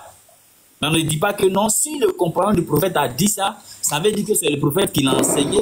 Et ça veut dire aussi que c'est Allah qui a enseigné le prophète. Non, non. On dit clairement que ça c'est un compagnon du prophète qui l'a dit. Maintenant, si ça va maintenant dans le bon sens des choses, il n'y a pas de souci. Mais n'empêche que c'est lui qui a dit. S'il a dit par exemple, si un des compagnons du prophète Mohammed a dit par exemple, manger avec la main droite parce que ça guérit les plaies de ventre, un exemple banal quoi. Et que nous on mange avec la main droite, ça guérit effectivement nos plaies de ventre, n'est-ce pas? C'est une bonne chose. Mais c'est un compagnon du prophète qui l'a dit. Est-ce qu'il y a des effets positifs sur nous? Oui, il y a des effets positifs sur nous. Mais quand on nous demande qui a dit, on ne va pas dire non. C'est un compagnon du prophète qui a dit, mais sachez que si le compagnon du prophète a dit, c'est que c'est le prophète qui l'a enseigné. Et si c'est le prophète qui l'a enseigné, c'est que c'est Dieu qui l'a... Non, non, non. On dit carrément que c'est lui qui a dit. C'est bon pour nous, oui, mais on dit carrément que c'est lui qui a dit. Si Pierre dit que le sang des animaux n'est plus bon, que Dieu a envoyé Jésus-Christ qui est bon, est-ce que c'est Pierre qui l'a dit? Oui, c'est Pierre qui l'a dit. C'est pourquoi dans ma question, j'ai dit. Après, on va vérifier cette histoire de dire que c'est Jésus qui l'a enseigné, c'est Dieu qui l'aura inspiré, tout. Mais des bases là, qui l'a dit? C'est Pierre. Alors que toi, tu as dit que Dieu dit. Mais dans la Bible, là, il y a des versets où on dit Dieu a dit, Dieu a dit, Dieu a dit. Pourquoi on dit l'Éternel dit? On pourrait laisser comme ça pour dire carrément, pour ne rien dire même, et puis on continue. Et nous, on va en déduire pour dire, ouais, effectivement, quand c'est comme ça, c'est que c'est Dieu qui a dit. Mais dans la Bible, on voit, ainsi dit l'Éternel, ainsi dit l'Éternel. Et là, nous sommes en face de quelque chose qui doit nous sauver du feu de l'enfer pour le paradis. Et toi, tu as dit que c'est Dieu lui-même qui a... C'est toi qui as dit ça, mon frère. Tu dis c'est Dieu lui-même. Tu n'as pas dit quelqu'un d'autre. Tu dis c'est Dieu lui-même qui a dit que non, les animaux là sont plus purs. Donc il faudrait que Jésus vienne comme un agneau bien pur. C'est là qu'il a demandé, mais attends, Dieu a dit ça où?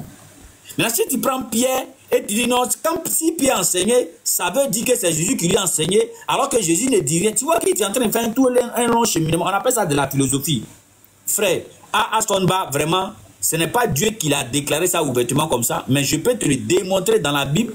Là, il ne va même pas discuter avec toi. Je vais t'écouter. Tu vas dire c'est Pierre qui a dit, mais quand Pierre dit, c'est que c'est Jésus, et quand c'est Jésus, c'est comme ça. Mais Dieu ne l'a pas dit. Il faut dire ça clairement que vraiment Dieu ne l'a pas déclaré. Même si j'avais dit que Dieu a dit, mais je me reprends. Dieu ne l'a pas dit, mais c'est Pierre qui a dit. Et en ce moment-là, où Pierre a dit, tu nous donnes le verset, et nous on va aller réfléchir avec ça, avec le verset. On dit la nuit porte conseil. Alors il fait nuit. Donc nous on prend le verset maintenant pour aller vérifier. Mais moi, avant de te demander le verset, je voudrais que tu me dises clairement, est-ce que c'est Dieu qui a réellement dit, qui a réellement fait cette déclaration? Merci. Bon, en fait, ta question, je crois que je l'ai comprise maintenant. Ce que tu es en train de dire, c'est que pour toi, le problème, en fait, c'est que je dis simplement l'intermédiaire par lequel il est passé. Parce que moi, j'ai été clair dans mes propos. Hein. J'ai dit, Dieu, là, il parle tantôt lui-même directement. Il peut passer par quelqu'un. Il fait ce qu'il veut. J'ai dit quelque chose. J'ai dit dans Hébreux 1, là, on dit autrefois, là, Dieu a parlé à nos pères par les prophètes. C'est la raison pour laquelle quand les prophètes là venaient, là, ils disaient ainsi dit l'Éternel. Mais ainsi dit le Seigneur. Mais ainsi parle l'Éternel. Ils disaient ça parce que c'était une dispensation passée. Mais on dit dans ces derniers temps-là, Dieu nous a parlé par le Fils. Il faut tenir compte de ce verset-là aussi. On dit dans ces derniers temps-là. Ce n'est plus comme avant où il parlait par les prophètes là. Dans ces derniers temps-là. Il nous parle par le Fils. Maintenant, ce Fils par lequel il nous parle, ce Fils-là nous dit qu'il ne dit rien de lui-même. Mais c'est ce que Dieu lui dit là qu'il dit. C'est pour ça qu'il a fait une retranscription simple. Maintenant, bon, je vais m'aligner sur ce que tu dis. Sinon, pour nous, on sait que c'est Dieu qui a parlé. Parce que les choses sont claires. Mais comme tu dis que ce n'est pas Dieu qui l'a dit directement, mais que c'est Pierre qui l'a dit, nous les chrétiens, on garde en tête que si Pierre l'a dit, c'est parce que le Seigneur lui a dit. Mais je vais m'aligner sur ce que tu dis là. Ce n'est pas Dieu qui l'a dit directement, comme ça. C'est Pierre qui l'a dit. Je pense que là, on va évoluer un peu. C'est bon? Est-ce que tout ce que Pierre dit là, c'est Dieu qui le dit? Si on va dans la... Liki, faut laisser, on a compris. Comme il fait nuit, il n'a pas donné le verset là, où Pierre a dit là, on va faire la lecture et puis tu vas faire passer la parole. Il fait déjà nuit. On devait finir à 1h et quelques minutes, déjà 2h. Ok.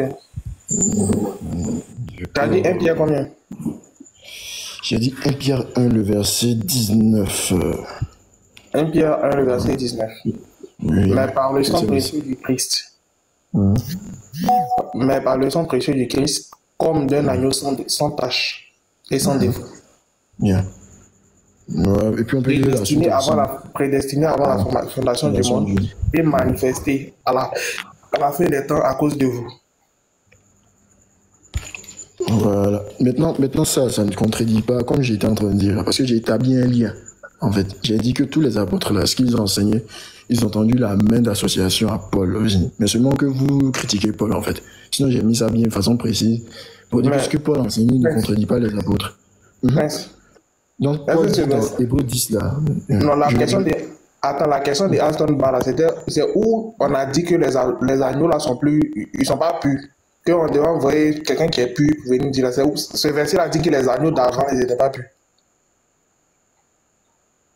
Hébreux 10, le verset 4, il est écrit « Car il est impossible que le sang des taureaux et des boucs ôte les péchés. » Je pense que ça répond à votre question. Hein. Hébreux, là, on est retourné dans quoi? Mais c'est ce que je suis en train de dire. Moi, je veux qu'on... Votre problème, en fait, c'est qu'on peut tous citer sauf Paul. Prince, faut m'écouter. Moi, je t'écoute. Même si tu veux, faut prendre Paul. Moi, je veux seulement un verset qui répond textuellement à ce que j'ai dit. Ne t'en fais pas. Même si tu veux, faut prendre Paul. D'accord. Donc, j'ai donné la référence. C'est Hébreux 10, le verset 4. « Car il est impossible que le sang des taureaux et des boucs ôte les péchés. » Et du fait que les apôtres Pierre et le reste, Jacques, tout ça, lui a tendu la main d'association pour dire que l'évangile qu'il enseigne est vrai, que c'est vraiment Jésus-Christ qui lui a révélé ça. Jésus-Christ qui lui aussi prend chez le Père pour leur donner. Donc, c'est la vérité. Tout simplement. Oui, attends, Prince. Je ne suis pas en train de discuter avec toi pour dire Paul a menti ou bien Paul n'a pas menti. Moi, j'ai juste besoin du verset. Tu as dit Hébreux 10, verset combien? Le verset 4. Le verset 4. 4 à 5, en fait. Le verset 4 à 5, je lis. « Car il est impossible que le sang des taureaux et des boucs ôte les péchés. C'est pourquoi Christ, en entrant dans le monde, dit « Tu n'as voulu ni sacrifice ni offrande, mais tu m'as formé un corps. » Bien. Donc, le sang des taureaux et des boucs sur lequel repose la loi de Moïse ne peut pas ôter les péchés, tout simplement. C'est Christ qui devait venir accomplir ce travail-là. Raison pour laquelle Pierre dit que Christ est un agneau sans défaut.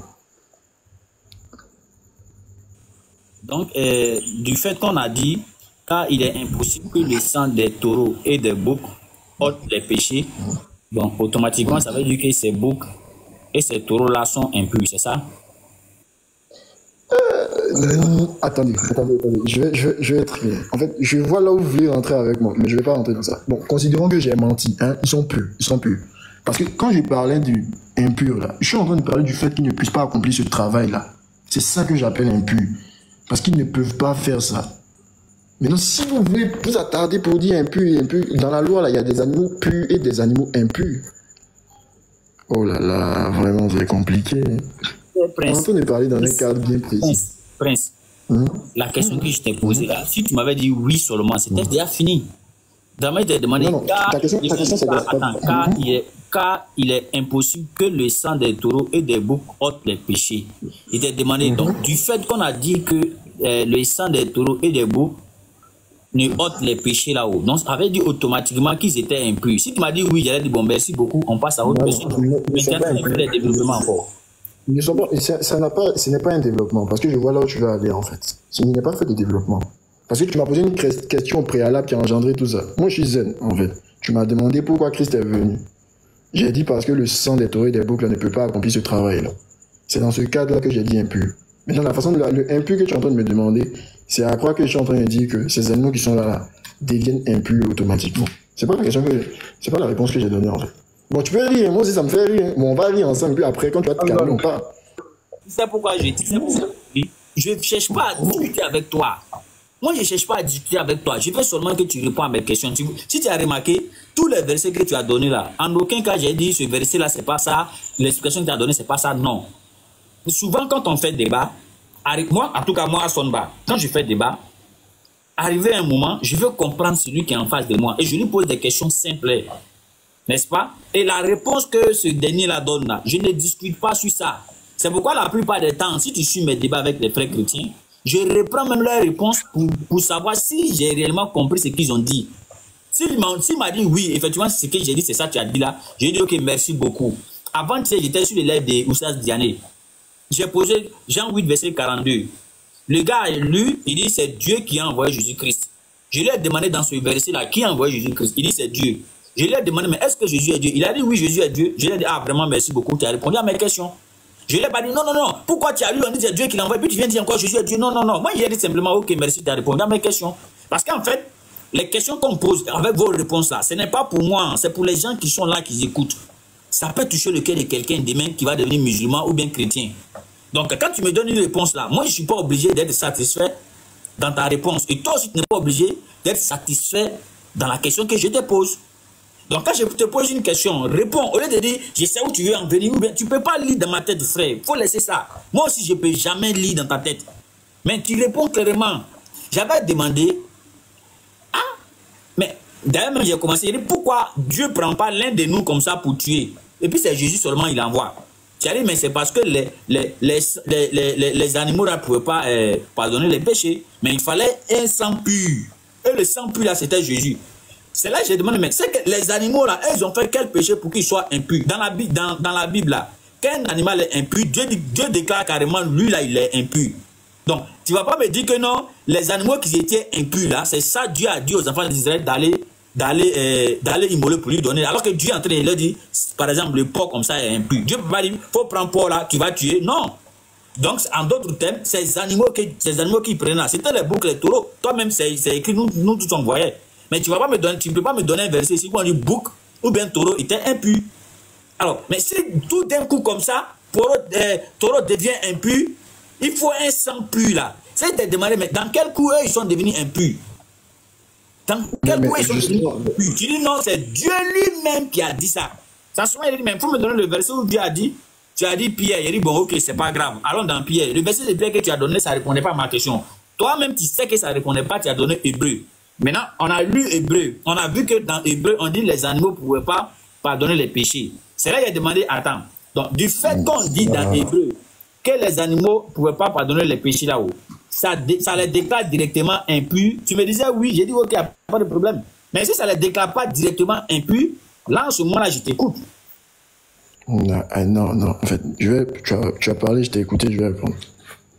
En fait, toute chose là, il y a le contexte dans lequel on est en train de parler. Parce que quand tu m'as posé la toute première question qui a engendré tout ça, c'est pourquoi Dieu n'a pas pris l'un de nous. J'ai dit que c'est Christ qui pouvait opérer ce travail-là. C'est dans ce sens-là que j'ai dit un sang pur. Non pas pour dire que les animaux qu'on prenne pour faire le sacrifice-là sont impurs. C'est pas ça. C'est dans le sens de le seul sang de Christ là. C'est pour ça qu'il dit toute chose là, ça dépend du contexte. Parce que dans ce contexte, j'étais en train de parler d'un sang seul qui peut faire un travail. Raison pour laquelle j'ai dit un sang pur. Maintenant, quand on est en train de parler pur, impur, je pensais qu'on tenait toujours compte du contexte. Mais pourquoi je t'ai dit, je sais où tu veux aller, frère? Tu vas pas me dire que quand je te dis, mais quand tu dis à quelqu'un, je sais où tu veux aller, ça veut dire que tu dis dans sa tête. Plusieurs débatteurs disent ça à leur co-débatteur. Ça ne veut pas dire ça. Je vois juste là où tu veux aller, je crains ça. Parce que c'est pas ce que je suis en train de dire. Raison pour laquelle j'ai dit non, c'est pas ce que je veux dire. Je parlais conformément au contexte. Eux là, ils ne peuvent pas ôter les péchés. C'est dans ce sens-là que j'ai dit impur. Mais pas dans le sens d'impur que la loi est en train de dire tel animal est impur et tel animal est pur. C'est pas dans ce sens-là. C'est la raison pour laquelle j'ai parlé rapidement en fait. C'est tout. Ok, je vais intervenir. Juste là où on veut s'arrêter. Je vais intervenir juste. C'est la dernière fois que je vais intervenir. En fait, il y a le contexte. Et jusqu'à présent, moi, je n'ai pas encore quitté le contexte. Et quand tu vois que j'envoie encore d'autres trucs en supplémentaire, c'est par rapport à quoi? C'est par rapport à votre explication. C'est ce qui fait que j'ajoute encore d'autres choses. Mais moi, je n'ai pas mélangé les impurs et puis ici ensemble. Non. Moi, je n'ai rien mélangé. Tu sais, frère, quand par exemple, j'ai deux stylos, et j'écris avec ce stylo-là, mais ça n'écrit pas bien, ça n'écrit même pas bien. Et je te dis, bon, je vais envoyer un autre stylo qui écrit bien. Donc ça veut dire que ça là n'écrit pas bien, c'est-à-dire lui, il est gâté. Donc si les animaux, le sang des animaux est déjà pur, on n'a pas besoin d'envoyer un autre sang pur encore, non. Donc si on envoie un sang pur, ça veut dire que le sang des animaux là n'est pas pur. C'est là moi j'ai demandé, dans quel coup leur sang est devenu impur? Si c'est nous, si c'est comme si c'est nous, Dieu tuait, et puis maintenant il dit, il va envoyer Jésus-Christ, parce que lui, l'instant, il n'a pas péché, je peux comprendre, ça veut dire que nous, on a péché, alors que Jésus, lui, n'a pas péché, donc Dieu doit le tuer à nos places. Mais si on dit non, les animaux ne pardonnent pas, et on doit envoyer un sang pur, ça veut dire que ces animaux-là, ils sont impurs. C'est pourquoi il a demandé, mais dans quel coup, eux, on les laisse, et puis on a besoin d'un sang pur. Parce que si le sang est déjà pur, on n'a plus besoin de sang pur. Voilà où je voulais t'envoyer. C'est-à-dire que si le sang est déjà pur là, on va faire quoi avec le sang pur encore? Mais c'est parce que le sang est impur. Ouais, c'est pas de ça. C'est pas de ça. C'est pas de ça qu'on entend parler. On va laisser Liki, il va partager la parole, Inch'Allah. C'est pas de ça. Il fait des attaques.